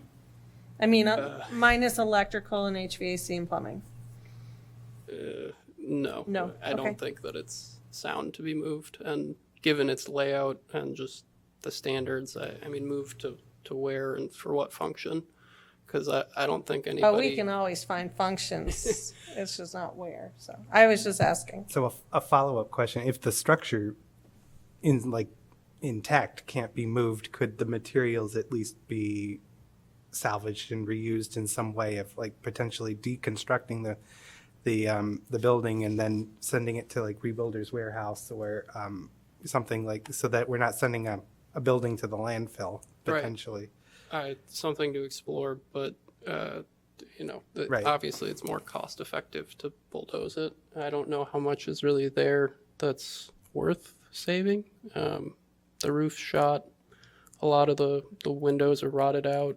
The flooring's nice. It's got nice wood floors, but pulling those up, I don't know how much of it you could really save. Yeah. The reality of deconstructing houses like this and being able to take away anything that's salvageable is a really difficult issue. I mean, there are companies that do that, and you could call in one of them and have them assess stuff. Looking at the pictures, it's a kind of very modest, kind of undistinguished cottage that sort of got added onto and changed over time, and seems, from your description, like it's deteriorated. So, in terms of what you've told us, seemingly you've said all the right things, which is that you want to build a new building here that's in sympathy with the scale and the character of the neighborhood, which is actually what we're here to assess. So I would advise you to, hire the best architect you can afford, somebody who's sympathetic to, what you want to do here and what you've described to us, and then, bring in drawings of a house that you want to construct here, and, we'll be happy to look at it and comment on it. I don't know what else you wanted from us, but, I don't think that anyone here is going to per se say, no, that's the most adorable little cottage I've ever seen, you can't take it down. Mm-hmm. Having said that, every time I see an old house coming down, what upsets me or makes me nervous is the fact that there's so few architects out there that do good work these days, that chances are that the house that goes up, won't be as nice as what came down. But, in this case, it's a simple cottage. So, I know most people don't want to pay for architectural services, but I would encourage you to get somebody that can do a good job on the project and then come back to us with a design. Yeah, absolutely. I don't dissent from what Stuart's just said. I think that's sensible advice. You're asking for feedback. My feedback is I feel very, very divided about this. You've written in your letter here, the existing structure is a small vernacular cottage with minimal architectural detailing, plain design. This particular property was utilized as a utilitarian housing unit for the working class. As a buildings archaeologist, that makes it really, really interesting to me. Okay. There are so very, very few buildings of this kind left. And then you go on to say, well, of course, all the other houses there are really big. This one is very small. And again, that suggests to me it's very rare and it's very distinctive. So this is not to gainsay what you want to do. I can see that structurally there may well, for the reasons we've discussed, be no alternative but to tear it down. But firstly, I hope you tear it down with a heavy heart, because what we have here is a piece of Evanston history, a piece of working class history, a building that by its very common vernacular, small nature is itself immensely valuable. And I would also make a plea that before you pull it down, you have a buildings archaeologist or somebody else do recording work of this building, so that at least we have an archive record of the building before it goes. Yeah, I appreciate it. That's one thing that I was going to bring up also, was that before this house is demolished, documentation of the existing property would be great, because like you said, it is a part of Evanston history. It can continue to be a part of Evanston history if we document it. And the History Center, I'm sure, would be very helpful in housing, the drawings for, or whatever it is, that however you want to document it. I mean, we're not asking for like the, world's most exact survey of the property, I don't think, right? We're just asking for basic documentation of the property. To that end, have you been to Dawes House and seen if there's any existing information on the property? I know my house previously on 1007 Judson, most of the houses in this neighborhood have files. Some of them are thick, some of them are a little thinner. Do you know if there's anything? I haven't explored that yet, but it's something that I'd definitely be interested in. Yeah. Just for your own edification, knowing the property, and when you do that visit, if you do, it could be an opportunity to make an overture to add something to the file if nothing exists. Great. So I have a question. Since this is a contributing building to the historic district, I think you told us, is there a process that we have to follow for demolition of the building, and then, or no? Yeah, it follows the same. All buildings contributing landmark, non-contributing come before this body for demolition. And then the requirement that's tied to demolition is you can't propose that independently. So you have to, at the same time, propose what the replacement structure looks like. I think that might be part of why you're here. That creates somewhat of a predicament for somebody. Often that's a significant investment just to get and produce those drawings with no guarantee of seeing that realized. So I think it's very smart that you're here. It doesn't happen really frequently, but I think it makes a lot of sense. So yes, to your question, and there's 5 standards for demolition. They're somewhat equally weighted between structural deficiencies being a hazard to the community, as well as the significance of the structure and what its loss would mean to the community and its historical record. Yes. So, Cade, then I'm assuming this commission has in the past approved tear downs and new construction on sites within historic districts. Yeah, so that it's not a frequent occurrence by any means. Most recently there was another home, I think also on Judson, that was relatively vernacular. It was more of my understanding was that was more of kind of a beach cottage when some of this area was smaller, somewhat vacation homes that people would have. That was taken down and replaced maybe 3 or 4 years ago, but certainly not a frequent occurrence by any means. And then I just want to echo the statements of I too am torn about this property, and you put it very eloquently. And this, as humble as this house is, it has its own story to tell that's equally as important as the more elaborate homes in the district.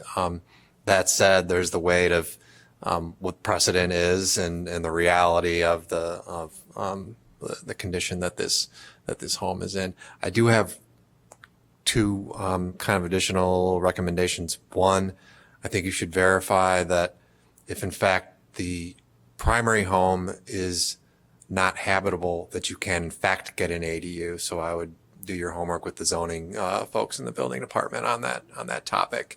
My understanding is that ADUs are indeed supposed to be accessory, and there, at least at one time, there was rules about who, somebody has to be related to be able to occupy the ADU. I don't know if that's still part of it. No, it's not part of it anymore, but just be careful with that. And then the second piece of advice is, this might be a stretch, but I don't know if you've considered the significant amount of work to rehab the existing home and also obtaining the property tax assessment freeze in doing so through the state program that's in place. So there could be some significant yearly savings down the road. You'd easily meet the requirement, which is you have to spend a certain amount of money, a percentage of what the value of the structure is now. I'm sure you'd go well beyond that. And then whatever the property is assessed at now, it would stay at for, Kay, do you know what the length of the assessment freeze is? 8 years. Yeah, and then it steps up to 12 years, I think. Okay, so just something to consider. Full tax at 12. Thank you. One of the other things I was asking was, this is both a local historic district and a national register for historic preservation district. So there is a potential for maybe a historic tax credit project if the ADU was some kind of income producing rental of sorts, that is another way of potentially reusing the property, but we're not dictating that needs to be. It's just these are options that you can look at. Yeah, thank you for bringing that up. And I just really quick. Yeah, I mean, go ahead. Here's a wild thought that might save this cottage. I mean, I know the ADU is supposed to be in the rear of the property, but what if the larger dwelling was in fact the ADU in the rear of the property, and then you rehab this as a little rental, little tiny cute rental property? It would probably be major zoning variations because of the height requirements for the ADU at the back. I think it's a really interesting idea. And there are sites like this in Evanston where there's, the mama bears at the back and the baby bears at the front. But it might be a zoning variation. But one advantage that you might have is that if zoning would let you do it, and that's bigger than 1,000 square feet, you would have a bigger rental than you would otherwise have. And that's something that, this body might be very interested in supporting. So maybe it has an economic benefit to you as well. And a variance with a very, very strong recommendation from this commission, which we normally are just kind of like, it doesn't bother us, but this would be something we'd feel very passionate about. So I think we have a comment from do you want to read the comment from? I can. Do you want to go first, Commissioner Buzzi? Yeah, I was going to say, I think ADUs, first of all, there's square footage requirements. I think it's rather small, 1,000 square feet. Do you guys know? Yeah. It's So I don't know about that, bigger, smaller, but regardless, what I was going to say regarding what Stuart said is about finding an architect. I know you have one in mind, but you might also want to look back on previous meetings that we've had and just certain houses that you particularly like. We've done a bunch on Judson, Hinman, Lakeshore District. And if there's one you like, check out who the architect is. And those might be a couple other places you might look to see houses that are historic, that, mimic kind of what you're looking for. So I just wanted to mention that as a resource for you to find an architect. And then also just mention, I know you said moving it was probably not possible, but a lot of people seem to have stressed some of the historical significance. And I'm not sure how moving a house works at all, honestly. I know that there's a housing shortage in Evanston and there might be lots and maybe you could work with ETHS. I have no idea, but I did like that was brought up as a consideration for you, which is something to look into. And we've given you a lot to think about, but I want to also thank you for coming today. I've never seen a homeowner come in advance of closing to talk about potential. So I just want to commend you for coming to us for some ideas. Thank you. And I did, for the record, I received some comments from Commissioner Bodan, who can't be here, our vice chair, And they really echo most of the sentiments that have already been said, but she says, while I understand that the condition of the house is lacking, it has been a unique mainstay of the block for about 140 years. This building represents a cottage style that testifies to the variety of housing at this place through time. By still standing, it still tells its story. Specifically regarding standards for review of demolition, Standard 1 notes its demolition would be detrimental to the public interest. Losing this example of a vernacular architecture in this neighborhood would present a loss to the public's perception of this place throughout time and its evolution. A neighborhood housing families of different means in proximity to one another. It's the unique size, scale, and style that is significant here. In relation to Standard 2, it refers to the merit of a place's character based on historical, cultural, architectural, or archaeological distinction. The Commission should note that we are responsible for acknowledging more than applied ornamentation or high style when noting a place's contribution to neighborhood character in the city's historic record. As preservation strives to serve a wider audience, and as the Commission recently heard from Landmarks Illinois that a lot of historic preservation aims to tell stories of places, and that's what 1311 Judson does well. In relation to Standard 5, the hazardous conditions that merit demolition, she just asked that there be more documentation provided if you propose demolition, and that on her just kind of observations of the inspection report, she feels like this standard wouldn't be met, that the home needs work, absolutely, but there's an opportunity for rehabilitation. So I'm very, very familiar with this house. I lived 2 blocks from it, walked past it, a million times with my daughter and myself, and it's in terrible condition. And I share very deeply the concerns of my fellow commissioners about the unique quality of this house. But I think we do have to recognize that it is not plausible to develop a property in this neighborhood for the cost of what it would cost to rebuild a cottage. It just is not. And I don't know if you're even considering staying under contract on the property, if that were the intention of the Commission. I would not. That would invalidate the purchase agreement, in my opinion. Yeah. Okay. I just want to, make sure that that's stated for the record, because I don't think it's plausible that it would take a really, really unique buyer and builder to allow that to happen. And I don't know that exists. All right. Any other comments or feedback to provide? Well, thank you very much for coming. And like I said, it's great to see you come early. Seek feedback. We've given you a lot of information. Hopefully it's going to be helpful in your future endeavors and we look forward to seeing you come back with a future design so thank you. Yep, thank you. Okay, so next we have reports and updates. Deconstruction. So Commissioner Ailman, are you ready to present? Yeah.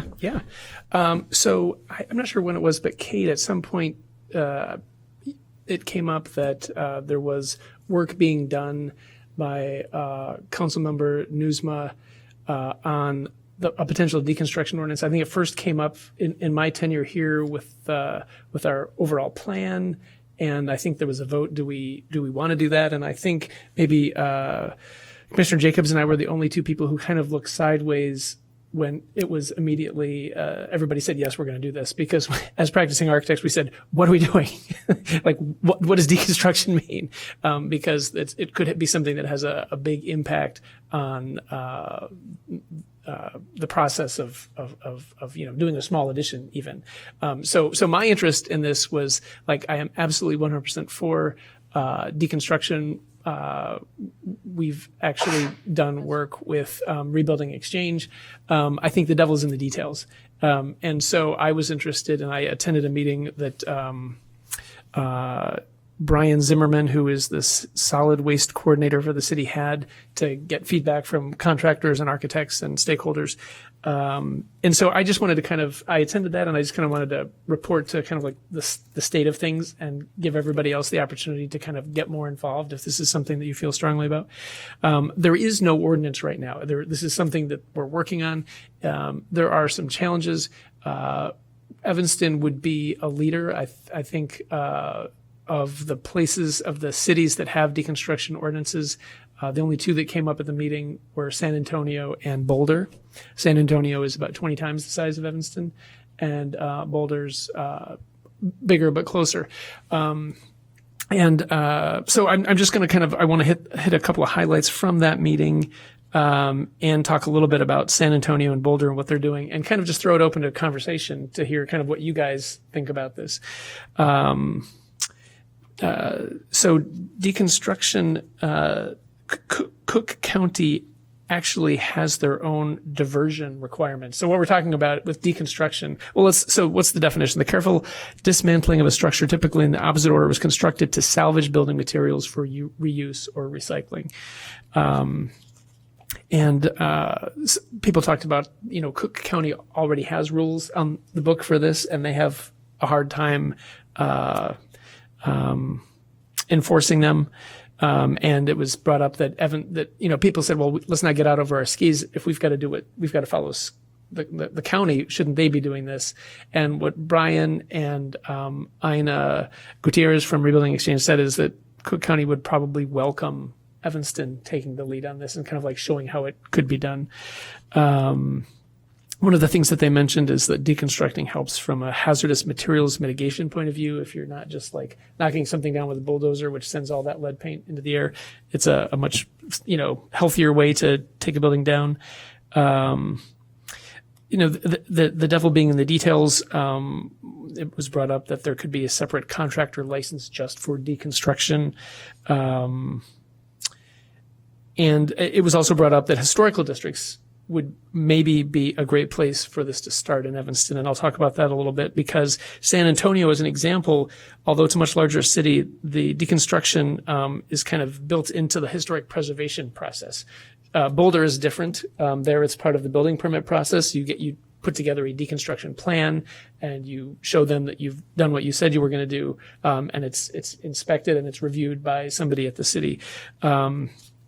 That lies in the preservation office, and the way they did it was with a phased approach, where first it was only residential buildings up to 4 units built before 1920 or up to 1945 in historic districts. So it wasn't like anything that comes down anywhere, whether you're in a historic district or not. If you're taking down that addition to do a different addition, it was a more targeted kind of approach, which I thought made sense for one reason, which was that this needs to be in people's consciousness, like from the beginning. You need to be thinking about this, like when you're hiring an architect, because if your architect isn't interested in this, it might not happen. And certainly by the time you get to the contractor. So because of the nature of the preservation process, these folks come before us before they even have an architect. And so we have an opportunity to educate them, and make it feasible, which I thought was very interesting.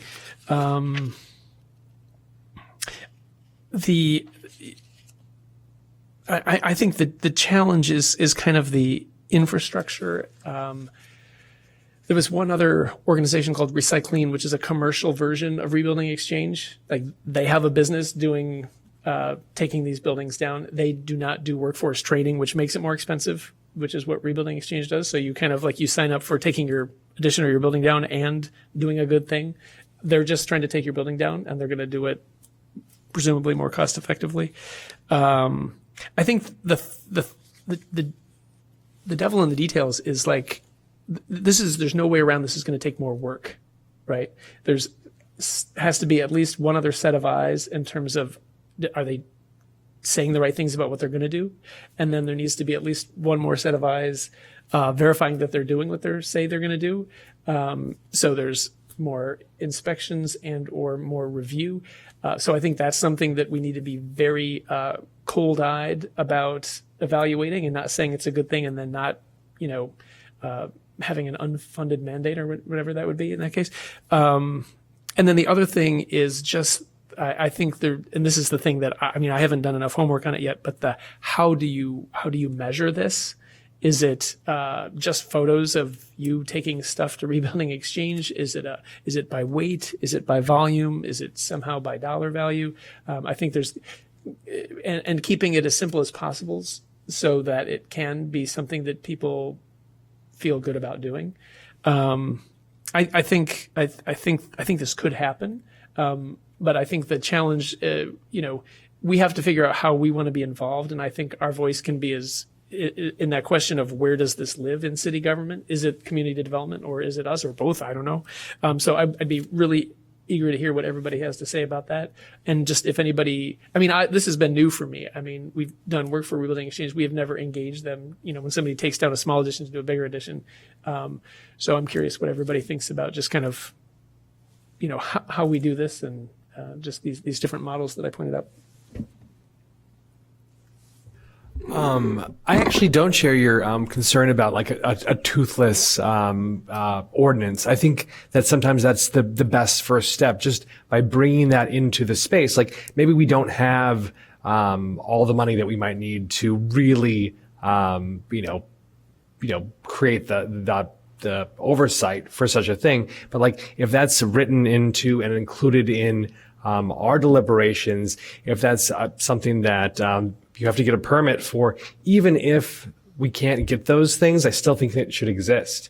I start as simple as possible, and you can build on these things. So I think it's awesome. I think it goes to our, what we're here to do, what our mission is. So I'd say, don't let something not go forward. Don't advocate for something that's too big, potentially, that just really there's no appetite for because there's no budget for. I think it could still play a really important role even without those things. So I'm kind of in the same boat. I don't tear stuff down typically, but I tore down a garage in Oak Park recently, and I did have to get a Cook County demolition. I had to photograph the whole thing and send it in. I mean, it was pretty minor stuff. It was a 60s garage. There was nothing historic or, there's no asbestos or anything in it. But I had to go through the process, and it wasn't a big deal, but it was a surprise to me. So I think what you're saying is making everyone aware of it, whether, it's mandatory or not, is not a bad thing.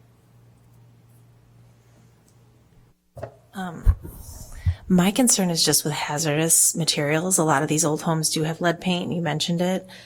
Like the windows you might reuse. I mean, all painted in lead paint. Asbestos, that is a concern of mine, reusing these materials that are maybe hazardous or need to be abated. I don't know how to, as someone that I took great pains to have our windows restored off site, and, because we had little kids, and I don't know, it's just a concern of mine as a parent, how we control for the hazardous materials that we're going to get reused by people who maybe don't understand that that there could be hazards associated with them while they're everyone wants these old things. They're not made like they're used to, people really like that old stained glass or whatever it is, but there are some dangers, and I just don't know if people will know that. So yeah, I think the plaster and the wall stuff that comes down that has the lead paint, that has to go away, and so that's something that recycling and Building Exchange do. I think the safety is that they just have to be taken down more carefully. So for the environment around the thing being destroyed, it's just safer. I agree with taking it down, not demoing it, getting out that lead dust, but I'm saying the materials that we're recycling, I just don't know if consumers will know that, how to treat them, or the contractors. My experience is contractors don't care about lead paint too much unless you care about it. And I just don't know if there needs to be some education around some of these materials can be reused, but with caution or with steps in place. That's all. I even think some of the higher value of the deconstruction is the framing and the floors and the Often it's the appliances that usually just get put in the trash. So I don't think it's necessarily some of, but to your point, I know that there are some, like the Rebuilding Exchange, they do have some trouble reselling just like, older windows, for example. Not necessarily because of that, but just there's less of a market for some of those materials. So I think it's also important to understand where the market exists for some of these higher quality materials, and some of the majority of it's probably the raw lumber is really the highest value in a lot of this. Yeah, the windows as a percentage of the volume or mass of the building are probably pretty small. And one of the things that was interesting that that Ina said is that in Boulder, because of this rule, there's just it's kind of like LEED was supposed to transform the market. That the ordinance in Boulder, like there are more for-profit deconstructors, and so which has driven the price down. Right. So recently I went to the National Trust for Historic Preservation Conference in New Orleans, and deconstruction was one of the presentations. And what they did say was we're kind of at this moment where demolition is turning into deconstruction, and the construction industry is realizing that to kind of stay relevant, they're going to move into this deconstruction world, and preservationists are kind of coming at it in another direction, and saying, how do we reclaim and reuse material? And so it's kind of like this big construction industry coming, and then the preservationists, it's like preservationists are trying to get ahead of the big construction industry to kind of like have a foothold into this new industry, and kind of put more of a preservation ethic to it than, just let's bulldoze everything. And like you said, they brought up Portland, Oregon, that they actually saw an increase in price, but then over time, as more people got involved in the industry, it kind of leveled out. And because just that's naturally, I guess, how it works. And then there was also there's an all-women crew in Savannah that does this work as well.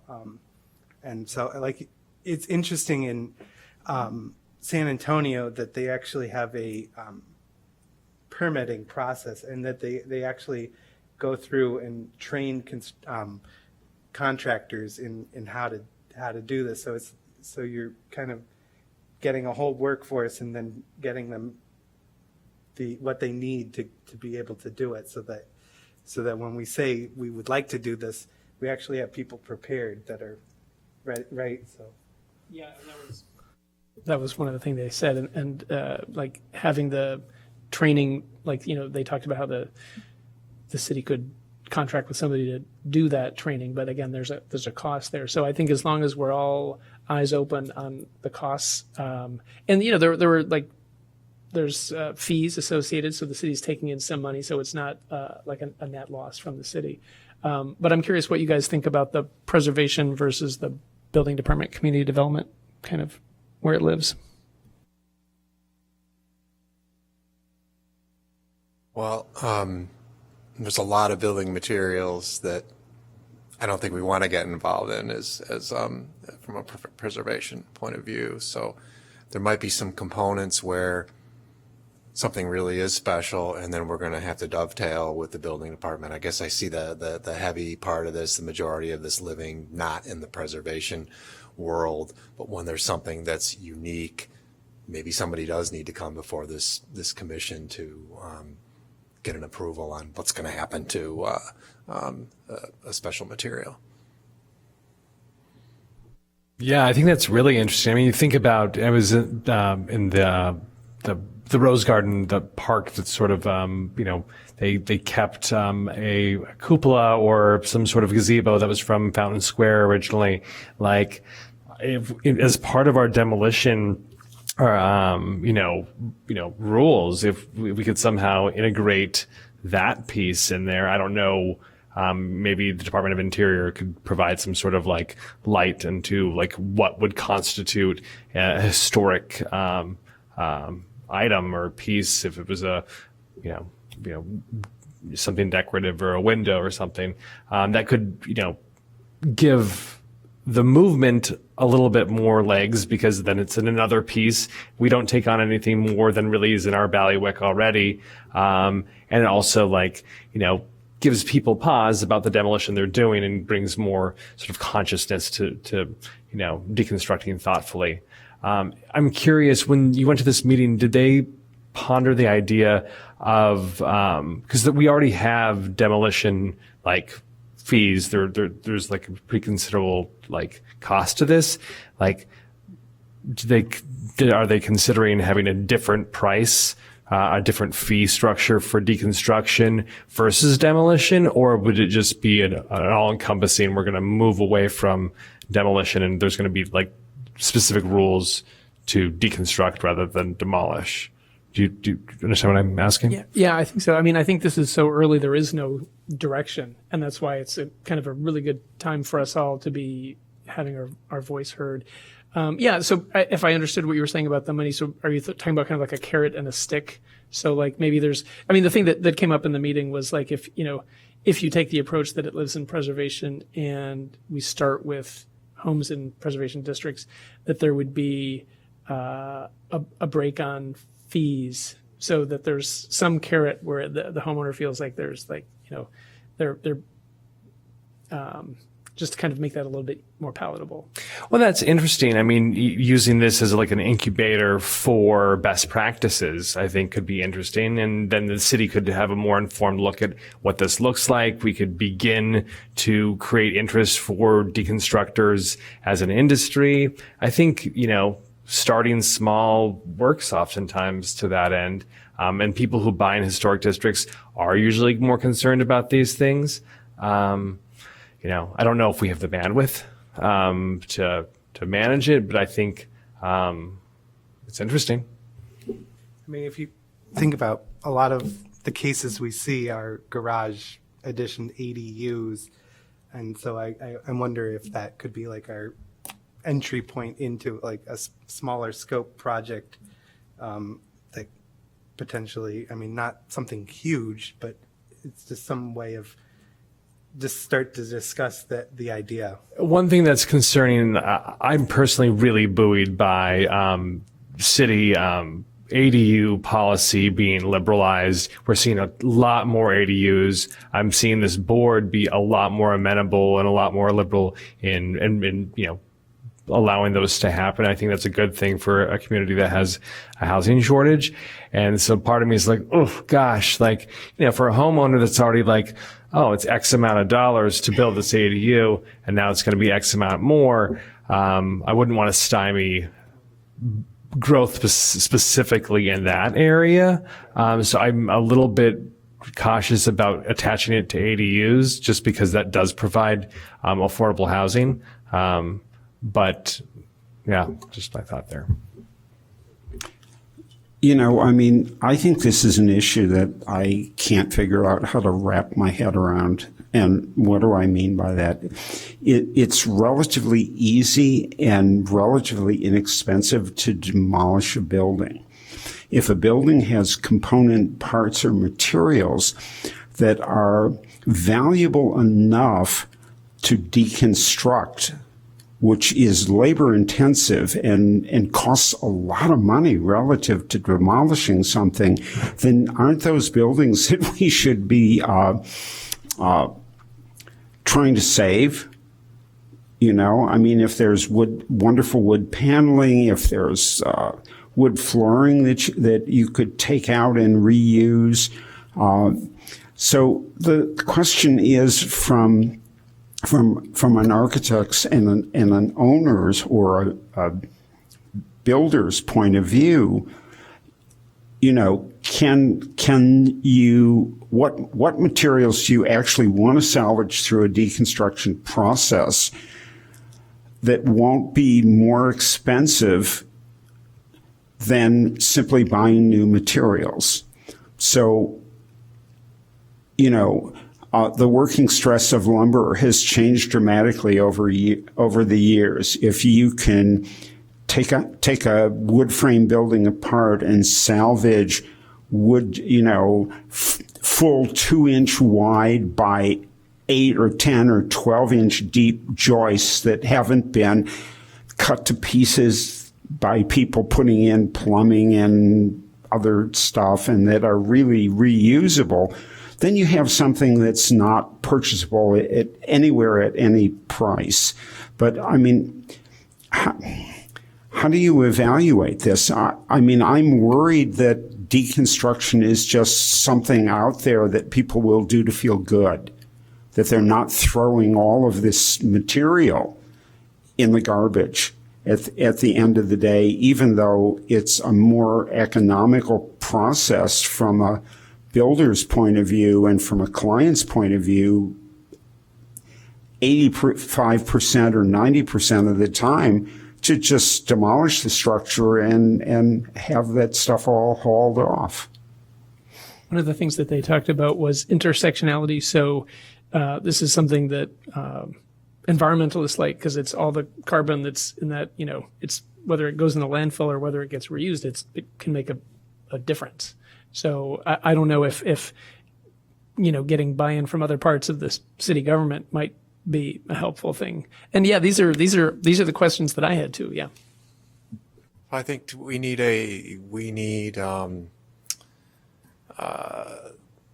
buy-in from private institutions, private companies who are going to have to figure out the better techniques and and ultimately they're going to want to make a profit off of this. So at some point, I feel like we tiptoe into this. We know it's not perfect. It's going to be a little bit of a mess, but we want to incentivize that private industry to come in and do something with this. And as they develop their techniques, our rules maybe change and adapt around that. So it's a long process.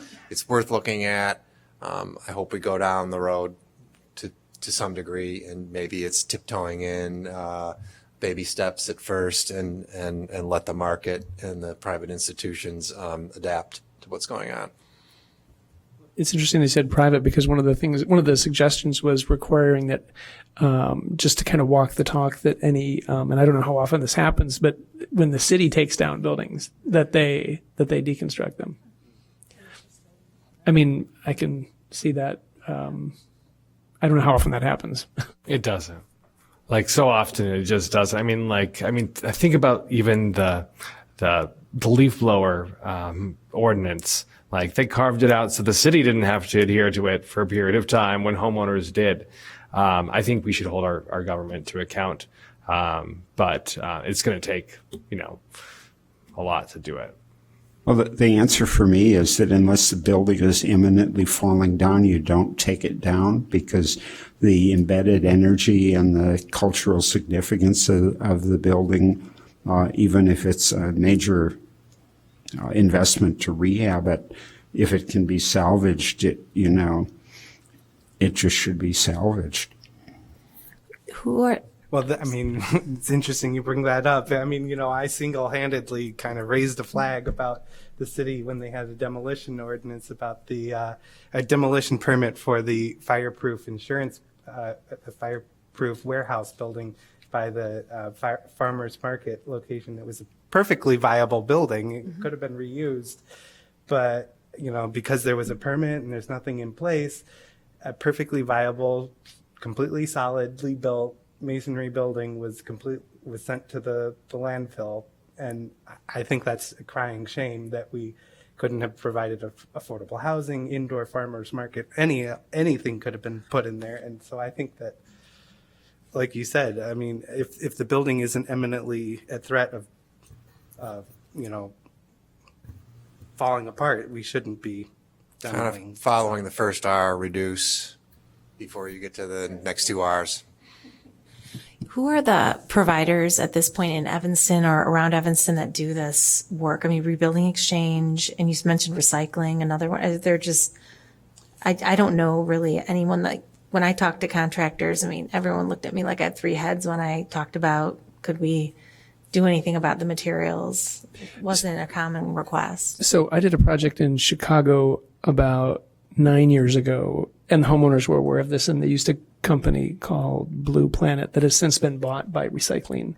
So it's out there. You just have to have the people that want to introduce you to it. And so my client in 2015, the way they, and this is interesting from an economic point of view, the company, knew how to help him get a tax credit for this. So there was an incentive that I personally don't know if that still exists or how it exists, but that would be, I mean, we've got to use all the tools we've got if we're interested in making this happen. So I mean, if there's a tax credit that offsets some of the cost and a break from the city on the permits, so it kind of makes it, less of a barrier to, again, starting small, make this start happening. So then you build the workforce and the market for it. Yeah. And I think that's a really important thing to understand, right? Is what's the cost above demolition, and how is that offset in some way? There are the tax credit portion is the same way like a preservation easement works, where it's a one-time like donation tax credit. So they have appraisers that come out and they appraise the cost of the material and they certify that. And I know that the few organizations I've talked to that doesn't make up that full gap most of the time. So then what are the other kind of leverage points? Is that the city's demolition tax? Can that be waived? And then if that isn't enough, then you're looking at maybe different building permit structures. So I think there are many opportunities to explore. Yeah, and the more cross-government it is, the better. The one thing that occurred to me was something that Evanston did, I think, right before COVID hit, and then I never heard about it, was an expedited permit process. The city goes in waves where, for a long time it was Dean Mosca, and it was, you could set your calendar by it. It was going to be 4 weeks to have your permit reviewed. And then there was another phase that was very different. And now we seem to have settled back in. But if you could say, it could be 5 weeks, it could be 4 weeks, it could be 8 weeks. But if you do this, it's 5 days. I mean, time is money. So, there's a lot of things that we can do. Well, this could go on all night, but yes. I just have one comment. I'm doing a house in Glencoe right now, and it was built in 2002. So we're not talking, it's just interior remodeling. But there's a woman who reached out to me through just a weird coincidence, and she's like, "What are you doing with everything in here?" And I'm like, "Well, we're getting rid of it." And she has a company, it's a recycling company, and she sold the Sub-Zero for $8,000. She sold a bunch of the appliances. And right now we're in the process, because it's a ton of cabinetry. It's all the bathrooms and kitchens and stuff. And we're looking at all those numbers of what it costs to take out, protect the floors, take them out.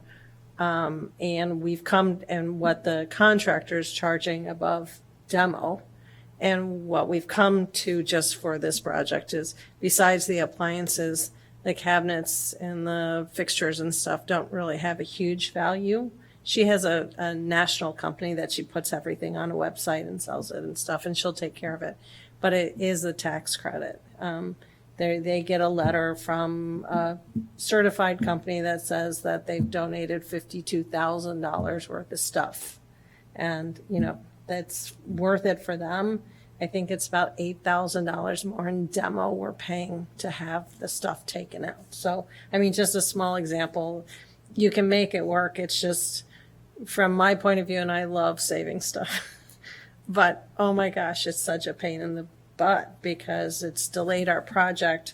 It's delayed everything. The contractor's like pricing it 3 times, that kind of stuff. So I think there's so many things to figure out, is my only point. And again, I'd love to keep every cabinet out of a landfill, but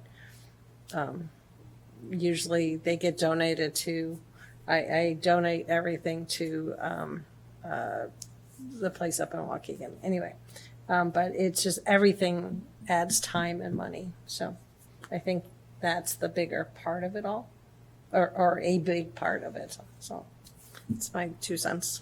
I just want to say one quick thing as a homeowner. I'd love to see like a web, like on the city site. I was saying I wouldn't know where to go.